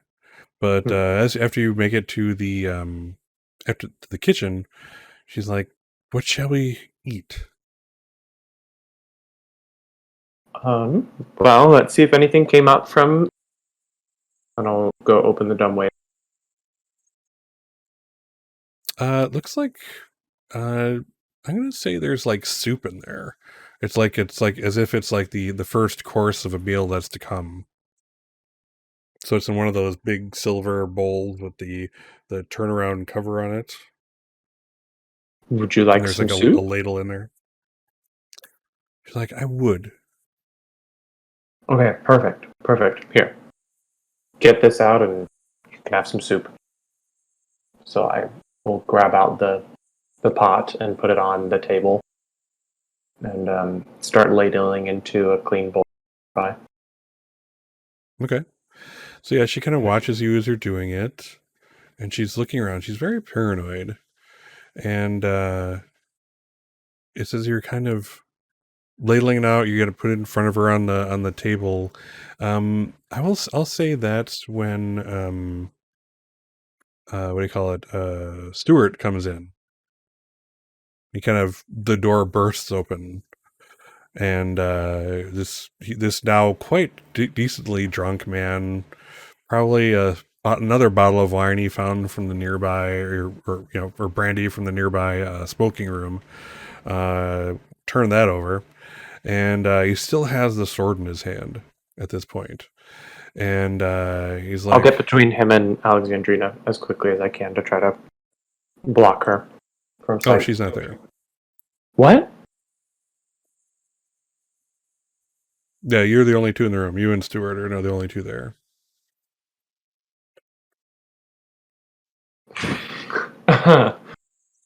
He's like, I would like to apologize again for calling you a witch. I've been misinformed, and I would like that soup very much. Of course, you may absolutely have the soup, and it's not your fault for acting as you did. I would have done the same thing if I had thought that I was witch. It makes perfect sense, and I'm glad that your great lordly forbearance kept you from acting with untoward haste on your assumption that I was a witch. And please have as much soup as you want. Look, here's a bowl that I just happened to ladle up for you. Farewell. I'll take this. My woman's coming. I'll need my strength, if you know what I mean. And he takes the soup, and he doesn't. The rapier never leaves his hand. He's just like, doesn't even look for like a spoon. He just kind of like laps it up, kind of tilts his head back. That's about when Current, you're there. You're kind of rustling thing. Where does Current go? Does Current go to the study when Delilah tries to guide Stuart in that direction, or no? I'm trying to figure out where Current is right now. That's a very, very good question. No, you know what? The current would have gone back to the conservatory. Okay. She had Stewart. She was dealing with the current issue. She very pointedly let me know how the current she felt issue. when she left. How she felt when she left. So I'm just like, all right, well, back to the conservatory. At least the people there aren't nearly so venomous. All right, and Reynolds is there picking up this errant scone that's been bothering literally everyone. By the time you get in there, just imagine that when I go to pick it up, someone just walks in front of me, or accidentally kicks it, or very, very well put. chasing it around the floor. Nice. What's Current doing as soon as he gets in there? Yeah, I come in there and see Reynolds trying to get this up off the floor. I'm just going to kind of, stand by the doorway and watch. Enjoy. That very barely there smirk from earlier is definitely bigger now. That's too funny. So yes, the things have kind of changed gears. Yeah, they're definitely now kind of in the revving down cycle. They started with the music, then they go to the drink and the crumpets and whatnot, and now they're in the lounging about portion of the show. And the remaining Malbanes are just kind of talking about family business and that kind of thing. Generally, this is a place where, the thing that only the men would talk about in their smoking room or what have you. But things have become with the shall we say, unchaperoned brandy and wine drinking. They're just happy to lounge and be where they are, it seems. If you haven't already noticed, it's you that helped moderate everyone else. So yes. Yeah. So I'm assuming you're just kind of waiting to serve off to the side as you watch the show. Yeah, I'll just keep an eye on everything, be at the ready. But yeah, I don't mind a bit of hurry up and wait time. Excellent. Especially at the expense of Mr. Reynolds. Excellent. Yeah, Reynolds finally gets that damn scone. And by this time there's crumbs everywhere. That'll be a job for tomorrow. And by this time the others are looking for cigars and that kind of thing. Do any of you have cigars on your person? No. Absolutely not. Filthy habit. So there's rumblings about having a good little smoke before Nicodemus comes, and now Nicodemus has become a talk of the show here. What did they say about Nicodemus? It's not so much about Nicodemus; it's actually about you all, the staff, who are not familiar with Nicodemus. And oh, won't this be interesting?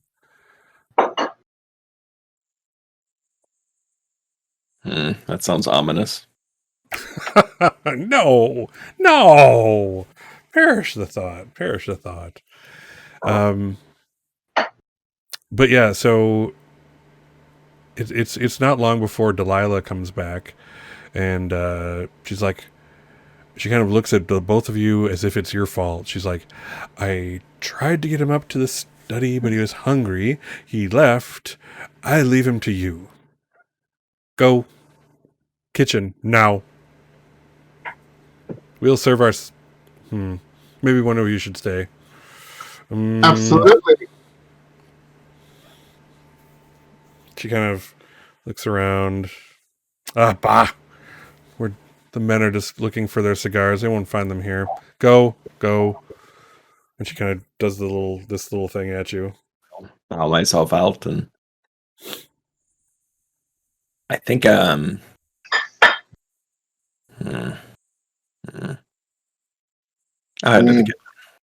have ideas, but All right, are you both good to go? Sure, I guess I'll go. All right. So, Croft. By this time, the Stuart leaves the room with the soup bowl in hand, and suddenly Alexandrina's there again.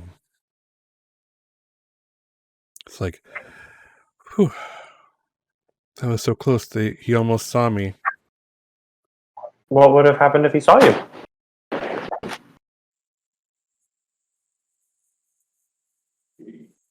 She doesn't answer. She just remains silent. Thank you for the soup, Miss Croft. You're welcome. I'm sorry that he took the bowl.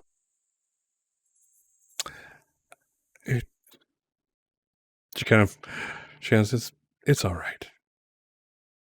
And she kind of like saunters away through the same door that he went through.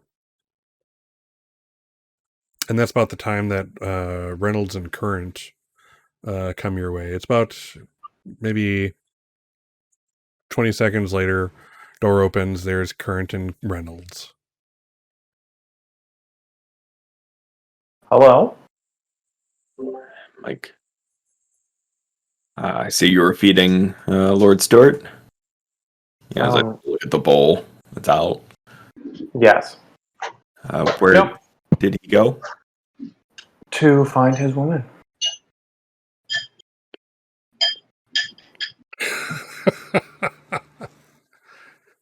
I look and, like, well, someone has to keep track of him. Yeah, And I will. I'm pretty sure that Lord Bartholomew gave that job to Current.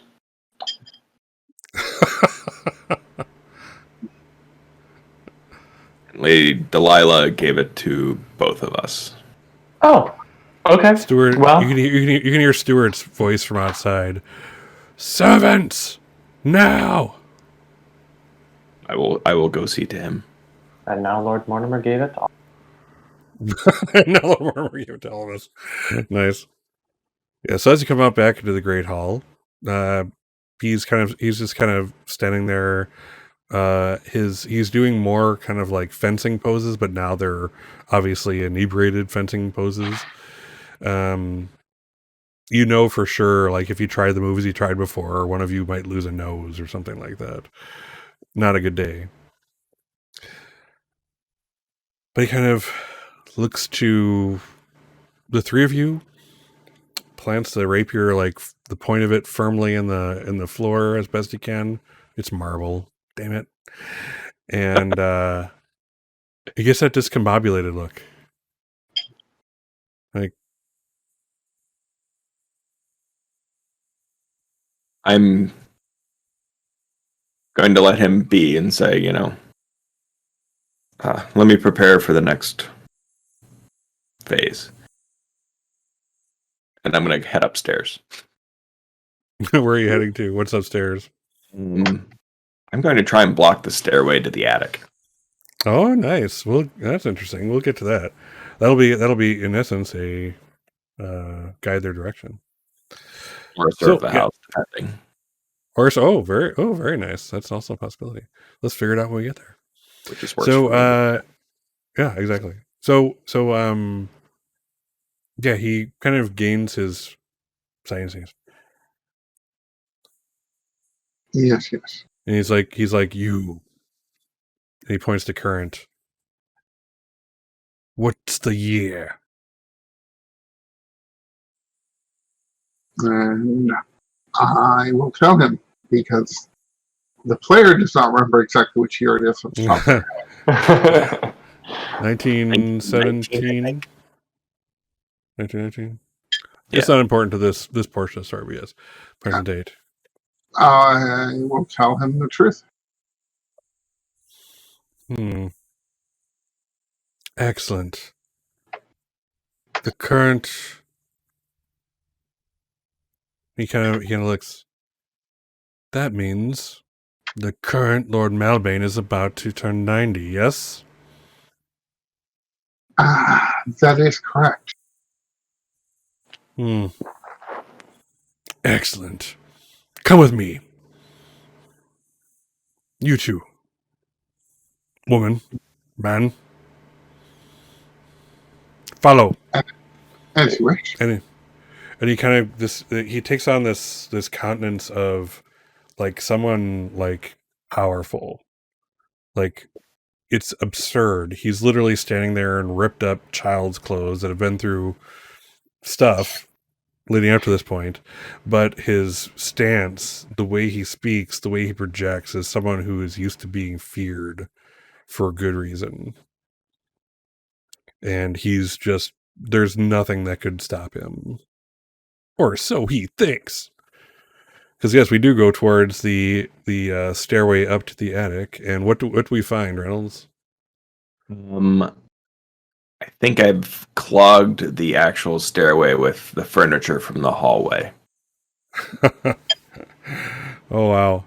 So let's see. I'm going to ask you what is this more like? Do you feel like you're taking one for the house by stopping him, or are you trying to guide his direction to not do it? Told not to let him, into the attic. Okay, so you're serving. And and I'm not a physical person at all, so I think this has been, an attempt, an effort, probably not based on the dice roll, but okay. So you're serving. You're going above and beyond, basically, to serve the house. But we will see where that -1 gets me. Sure. Roll plus fortitude or minus fortitude. Ooh, nice. And I've been horribly consistent. Wow. Oh, 10's all over the place, huh? All right. On 10 up, roll with something extra for the remainder of the scene and gain 1 prestige. Interesting. So this is an interesting conundrum. So you've served the house, and it shows.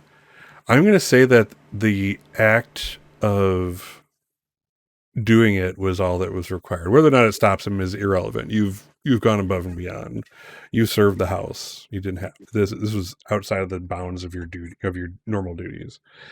So yes, he sees as you get there. Malbane sees standing outside the door at this point, to the stairway. Yeah, like admiring your handiwork, seeing if it actually, stops. He's like, he looks to all of you. Oh, Kitty. He looks to all of you. The current family told you not to let me in the attic, didn't they? Didn't they? Technically, they told them not to let you in.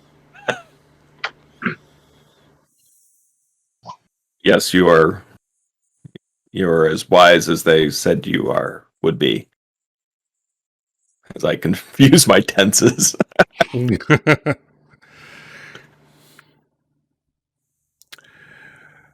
I admire you for doing your job, but I'm afraid I'm going to have to ask you to move this barricade, or I will remove it, and you will pay the price. And he looks to literally all of you. I will go barricade. Current Reynolds, what are you doing? I seem to be taking my time a little bit, or making things more complicated than they are. But I will start to. I will go barricade as I slow it down. Try to move things and struggle mightily and be unable to move anything. Nice. Oh my god. So yeah, it's like, and Reynolds is like, I put, in his head, he has to be like, yeah, this was supposed to be a good wedge. I put it right here. This would have really worked well, And there's slow but sure. What was that? I said no one could force their way through this. That's another piece off the pile. Well, you weren't trained in barricading, so I suppose that's okay, So yeah. So it takes a while, and you can see Malbane's impatience but once it's actually clear, he strides up it like he owns the place, which one way or another technically does. And he's like, "Come," and up the stairway he goes. And will you follow, or will you do something else? I'll follow. I'll follow. I suppose I'll follow. Nice. So you go up there, and there's all this stuff. I'll describe the attic since we actually have never been here before in game. So the attic is as we wrote it up, a storage place for odds and ends, and also an area that the children tend to use as a play area. Tucked off discreetly to one side of the attic are several tables with coiled glass tubes, Bunsen burners, and beakers bubbling away, and stored in that area are vials of various colors, liquids, and glass containers. Another corner of the attic, in the shadows, sits the impeccably dressed and preserved corpse of Mortimer Malbane the first. Good times, not had by all. So, yes. So he goes up there, and off to the corner near all these tubes, etc., he reaches onto the back of this chair and brings up this large piece of, like, this looks like one big piece of fabric, and shakes it, gives it a shake, and a bunch of dust comes off it, and he wraps it around himself and turns back around, and he's wearing this black robe. I forget which one of you was on the grounds when you saw the black robed individuals walking around as Croft. Yeah, it looks, if you had to, match them together, they're at least very, very similar. And he's like,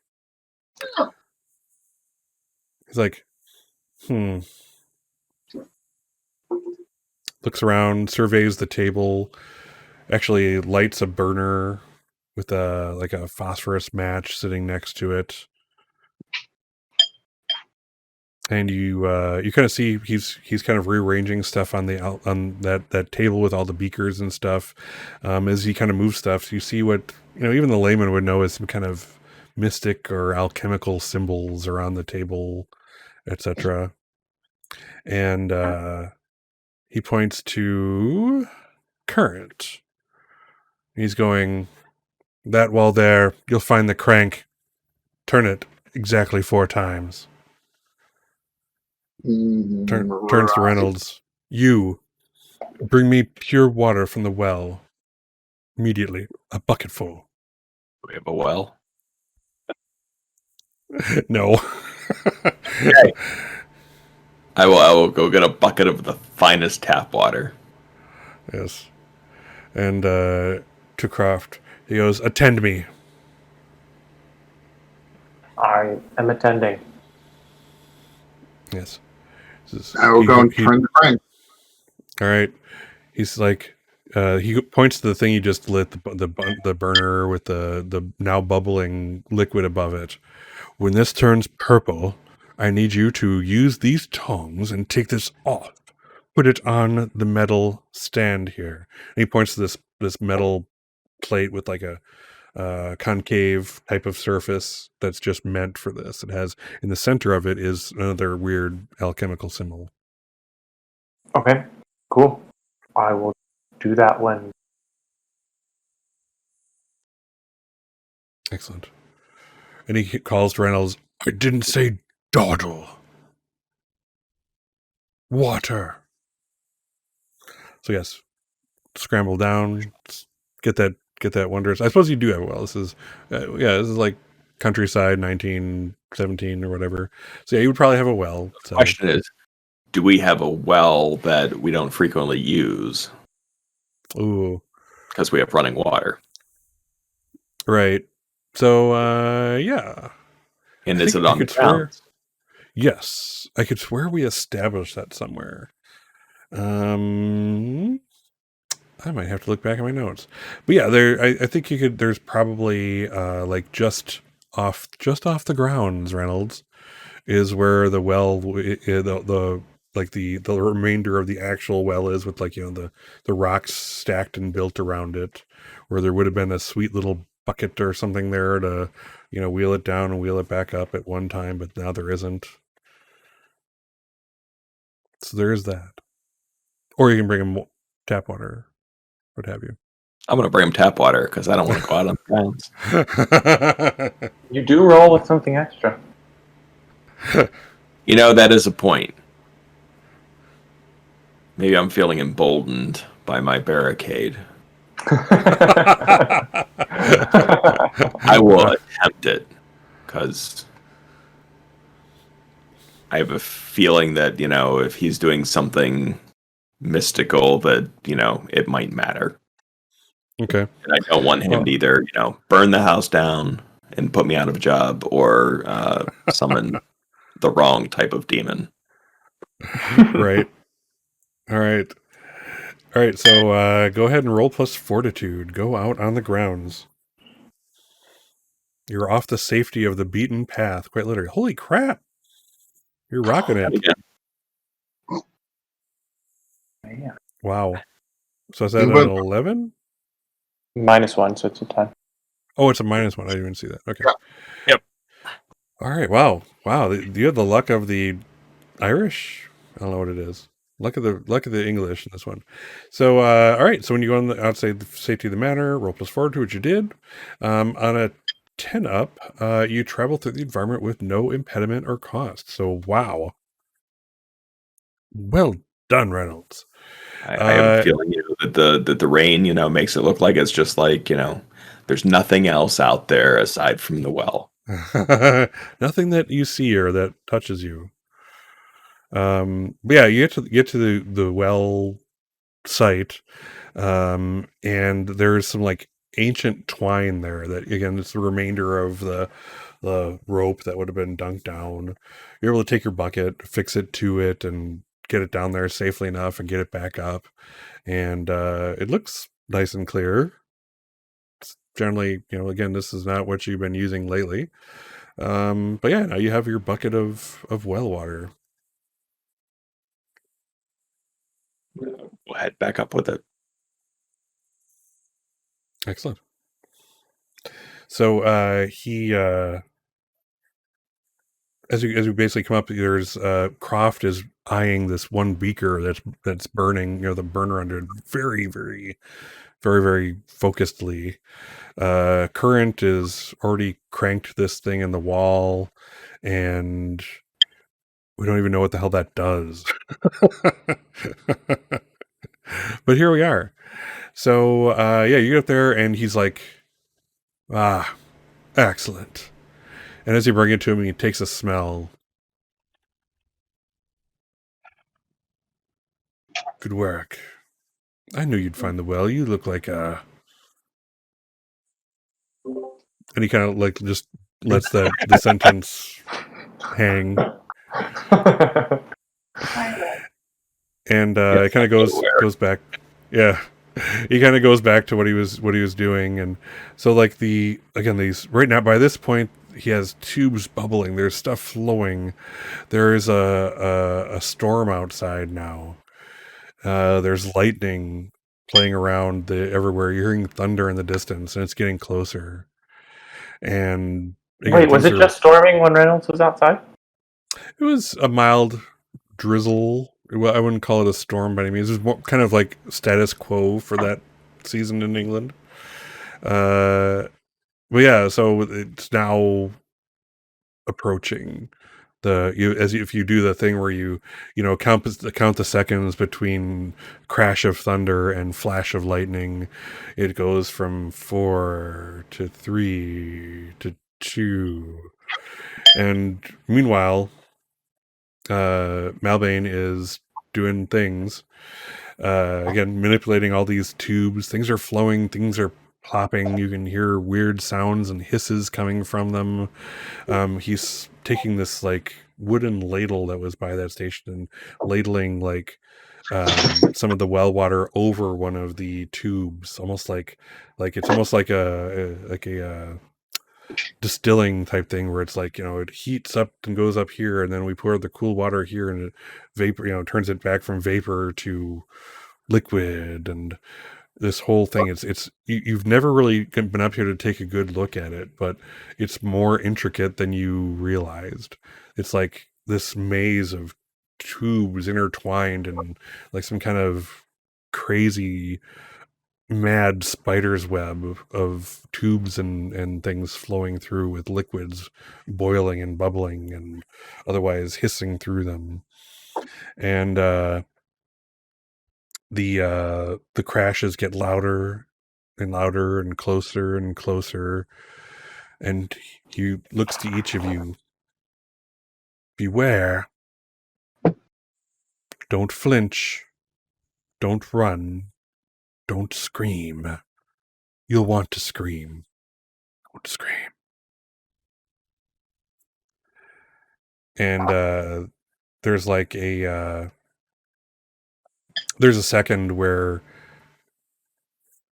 the lights in the room dim, and suddenly there's a crash, and you hear this electrical sound, that electrical hum come through things, and the corpse that's in the one corner rises and takes some steps over towards the table, and actually slowly, with its little shriveled mummified fingers, helps Malbane do some kind of intricate manipulation of these tubes and valves and stuff. And then, actually, you know what? I totally forgot to make you guys roll for ignore the strange.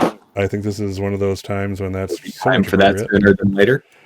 Yes. So yeah, let's roll composure before we get too far into this show here. All of you. I don't want to roll to ignore the I strange. don't want to. My rolls have been so bad. Yeah, I know. Oh my. Okay, cool. I'm just distracted. All right. Let's see. Reynolds, did I you roll?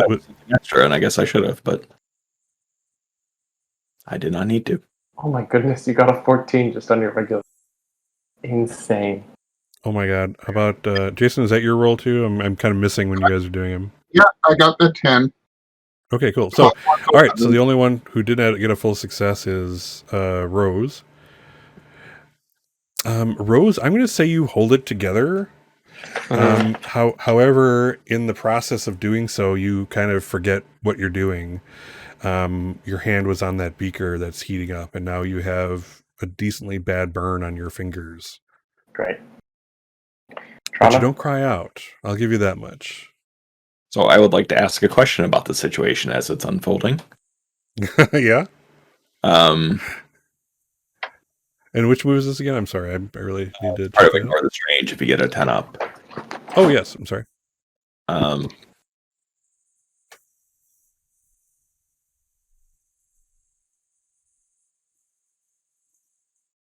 No pressure. The number of questions is long. I'm gonna go with what animated the corpse? Okay. So I'm going to say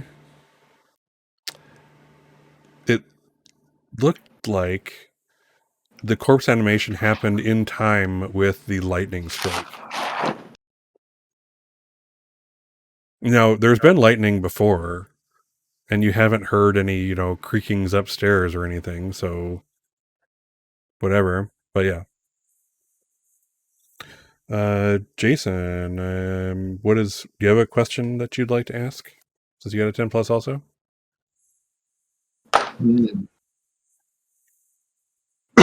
How much danger are we in? That's a really loaded question. How much danger are we in? Such a good question. I will say the answer to your question is presently none. Had any of you not successfully ignored the strange, that would be a slightly or greatly different story.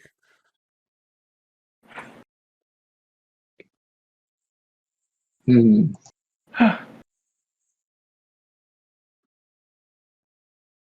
So yes, so the current you're probably closest as the corpse kind of slowly shuffles back to its spot. It sits down.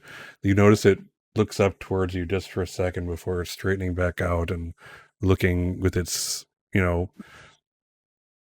empty sockets back into oblivion. I was going to say, are they glass eyes, or are they? No, they're just they're gone. This is a mummy, a natural mummy. I was going to say, I thought it was taxidermied, but maybe they did not find a realistic eye. I will say, Lord Stewart, do you still want to the speaker? He turns to you, Stewart. You mistake me for that fop? I'm sorry, a family resemblance. You may call me Lord Nicodemus. Yes, Lord Nicodemus. Would you like me to move the beaker for you, Lord Nicodemus? I would like you to put that beaker down now. Do you fear me, woman? You should.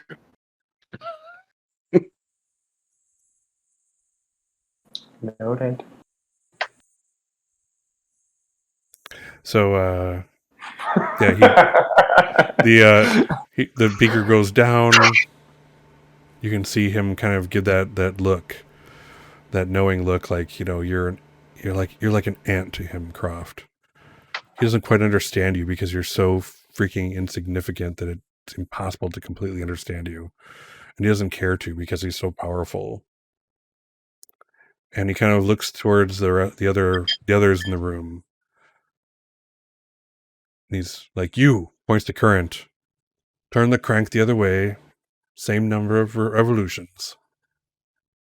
Yes, sir. Now begin to crank. Yep. You can hear. You're the only one that's even near enough to hear, but you could swear you hear like a creaking. As you do that, simultaneously, something above you is also moving, but you can't see it. Whatever that thing is, it's out of your eye shot by far. And with that, Nicodemus, as he's now called himself, takes the beaker, puts it to his lips, and drinks it back. This greenish golden liquid slowly disappears down his throat, and he puts the vial down, looks to each of you. Reynolds, Current, Croft, what in blazes are we doing in the attic?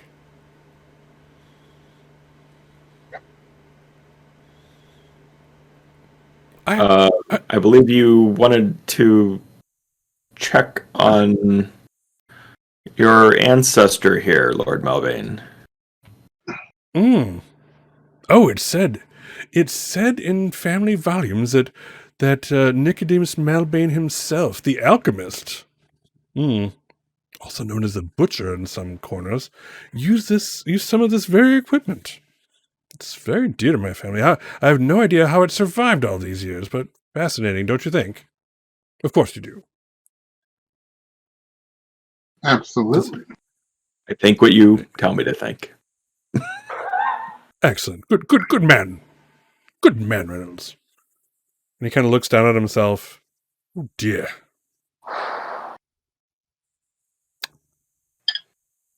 Dear indeed. He kind of wanders away past all of you. It's below him to look completely embarrassed in front of the help, but you can tell if he could, he would. As he looks down at the tattered remnants of children's clothes all over him. And the black robe. And the black robe. Black robe he puts down, right where he found it, and meanders down the stairway back to the rest of the banner. What do you do? I think I was supposed to leave it until it turned purple, not green gold. Whoops.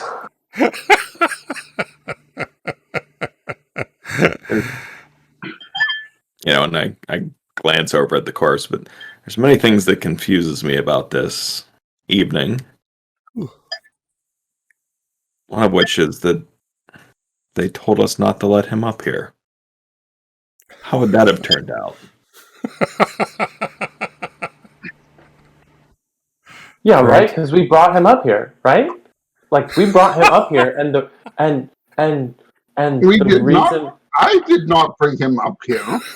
Oh, right. Because you couldn't move furniture. I forgot. The finger pointing begins. It was very heavy. No, I have an delicate constitution. Okay, yeah. Well, yes. That's not usually something a man would want to brag about. But if we hadn't brought him up, then he would still be Nicodemus, right? Because the thing that made turned him back into Lord Malbane. Is this normal? Is this like the usual state? I burned my hand. This is a first for me, but and I like point, very like emphatically at the corpse, and I'm like, that's not normal. Yeah. Well, what are you waiting for, Reynolds? Go and put it back. I was going to say, I think it is back to where it was, right? If you're talking the corpse, yes, it sat right back in its own spot. Maybe I'll tidy up some of the stuff that got moved and turn off the burner. That's probably wise. Was there a book that he was going by? Or was he doing all this from memory? He was doing this all from memory. If there's not a single book on this table. You do know where there are books, though. Mm-hmm. Mm-hmm. Excellent. I believe I'm going to have to visit the library later this evening. Mm-hmm. Excellent. All right. So let's see here. Are you going to go alone? I mean, I'm not necessarily going to invite anyone. I don't know if I will be alone. I'm almost envisioning a scene where you all each individually choose to go to the library and accidentally meet up at exactly the same time. Yes, I would want to read the book that to be. That's entirely likely. Learn about what. I would say I can read some of your lips, but you're fading in and out a little bit. Oh, sorry about that. Yeah, no, I would be wanting to go to the library and reading the book that bleeds, because that seems to be the most likely to have information about dead corpses that don't stay dead, but like to be helpful for their parents, grandparents. I assume Mortimer the First he's younger, right? Than Nicodemus. You have no way to know. Really hard to say. Yeah. When one's dead and the other's imaginary. Current, are you going also to the library, or are you staying safely in bed? I'll go to the library. All right. So again, for brevity's sake, I'll say again, it's like, you all kind of alone decided it was a good idea to check out the book or a book or something and go to the library, and lo and behold, as soon as you get there, you're all meeting up at the same time. What are you doing? Cleaning is my duty. Don't you have something to bottle here?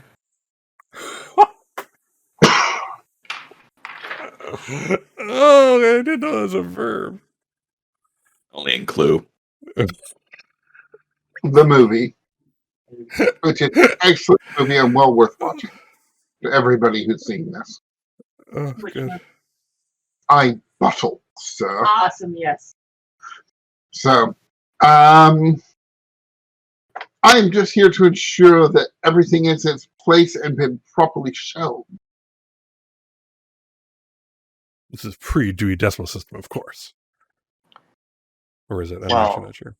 Well, yeah, the Lady Delilah likes everything to be shelved in accordance with the color of its cover. Hard to do by candlelight. Y'all go about your But, work.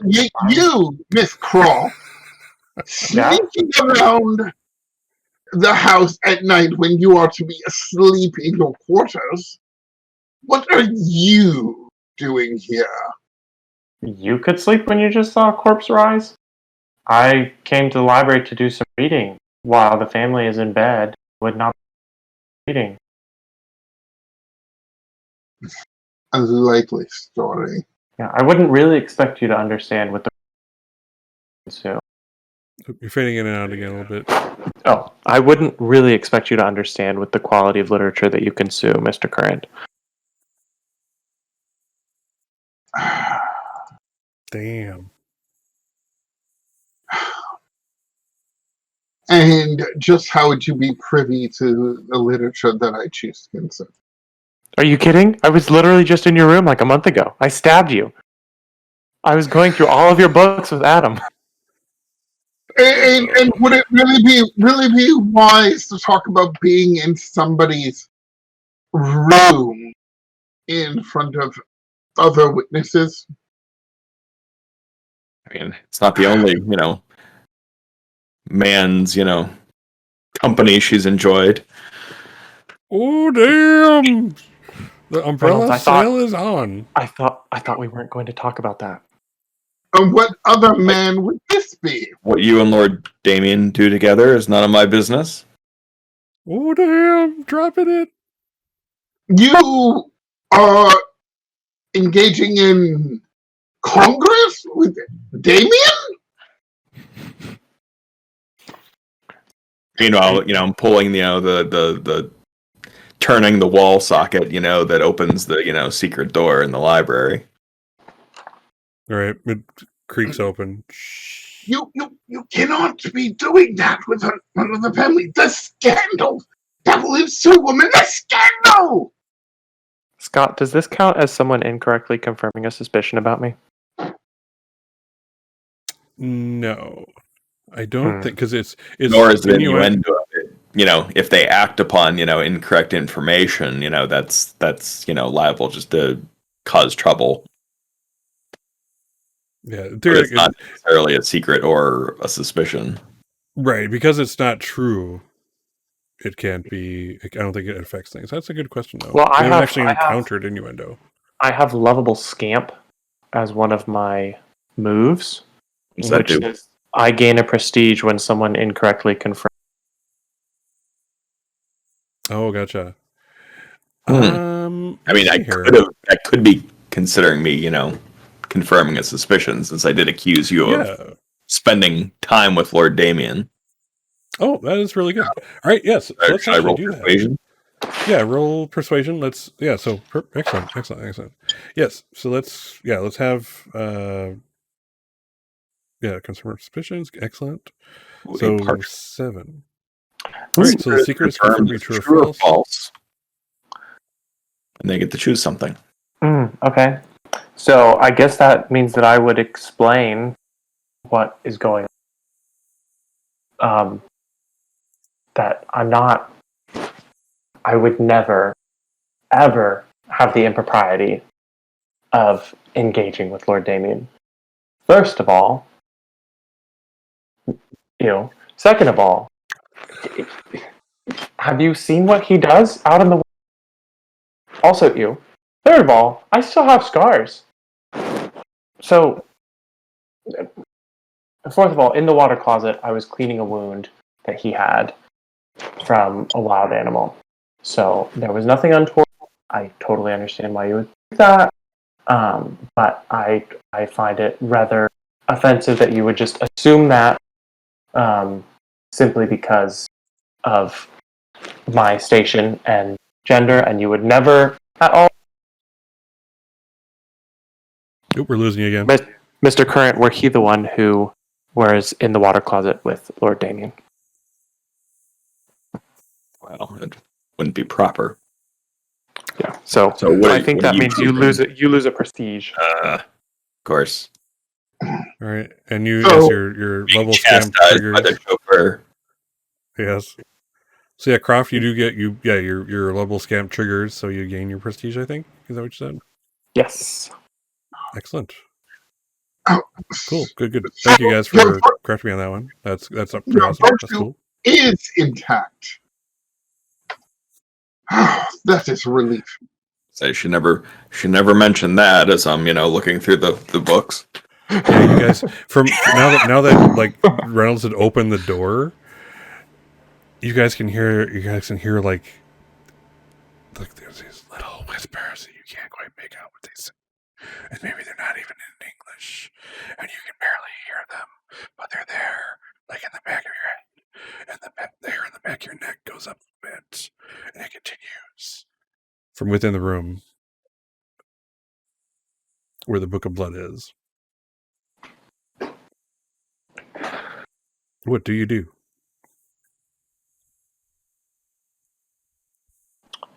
I guess I wanted to see if there's anything involving Nicodemus in this book, or if this book is actually by Nicodemus. Oh, interesting. Ooh. Let's see here. Okay. So, yeah, as you look, the book is bleeding on its pedestal as it always does. It's been cleaned. Thank you, Mr. Reynolds. It's been cleaned, regularly. So it, unlike when you first came back, there's not the 1.5 inches of blood on the floor coagulating. But it's a little sticky as you open it. And I have it in my mind that this scene, if we're looking in a camera over the backs of all three of you, kind of huddled over the book with Reynolds in the center, having opened it and starts flipping pages, and it takes you a good hour, and the thing keeps whispering to you in those words you can't quite make out or really completely hear, and you kind of notice as it starts off in Old English, which really you can, or some variant of it that you really can't even read. And when you get to like the back or towards the back, you'll find that there's like, if you kind of go really far forward, there's a bunch of blank pages still left. And as you kind of go back to like the last filled out pages, and then the ones previous, it's family trees. Malbane family trees. And it's like, okay, so I'm tracing, and you're all kind of putting this, it's putting the web of things together. And it's like, okay, so this is here. So, okay, so this person from this family tree matches up here. And then this person matches up on the one over here. And you can tell it's like going back in time. The thing about it is each tree has every member crossed off of it on the page except one. That one is the one that then continues to the next page. And then so on and so forth. The name at the bottom of this one is Mortimer Malbane III. Turns it over, and Mortimer Malbane III is at the top with a family tree growing from it.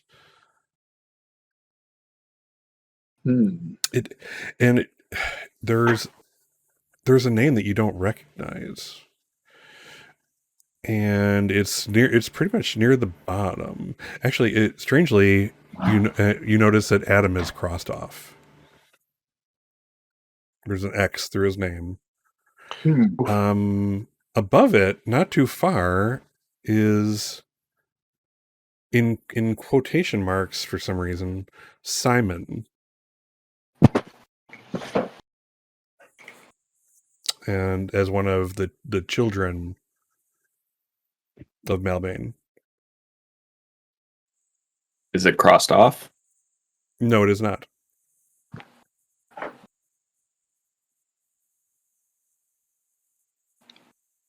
And does the family tree have like Bartholomew and everything else? Yep. Active. Yep. And okay. Yep. Everybody else that you recognize is there. Petunia is noticeably absent. She must be adopted. She must be adopted. Wait, Simon is one of Lord Malbane's children? Yes. Not one of Bartholomew's children. No. Looks like he's somewhere between. Let's see. So we have to look at my own thing here. Let's see. Let me bring up my handy dandy family tree. Let's see. And this is all on the World Anvil page for those of you following along. So let's see. Let's look at the Malbane family tree. And we have, let's see here, Lord Malbane and his first wife, Chastity, had the 3 children, so Bartholomew, Damien, and Scarlet. And now next to Scarlet, if you're looking at the tree, would be this Simon in quotation marks. But still Chastity's son? Yes. But yeah, and Delilah's right now, Chastity's. what's that? Not Delilah's Chastity's. Because Yeah, it's an Chastity. Adam Delilah's Adam is the only child of Delilah's. who is deceased. Was. That would be an awkward conversation.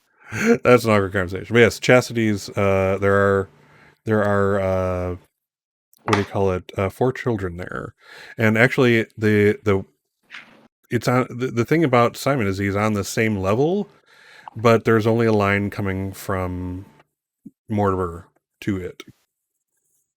So, but otherwise it's in line with Bartholomew, Damien, and Scarlet.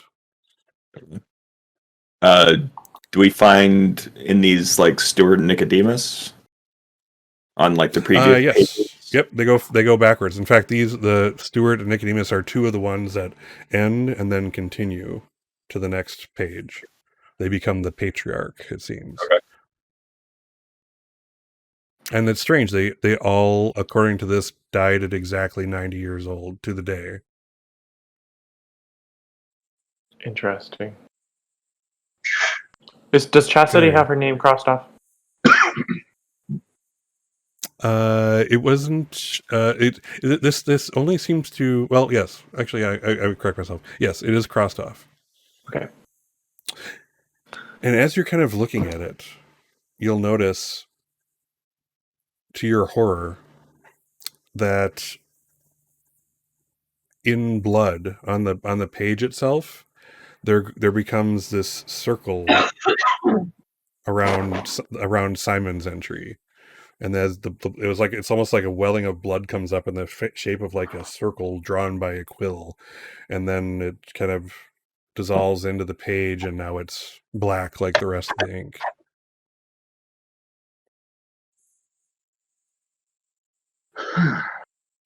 And that's where we'll end our I don't session think for I now. understand. I don't think I understand what happened.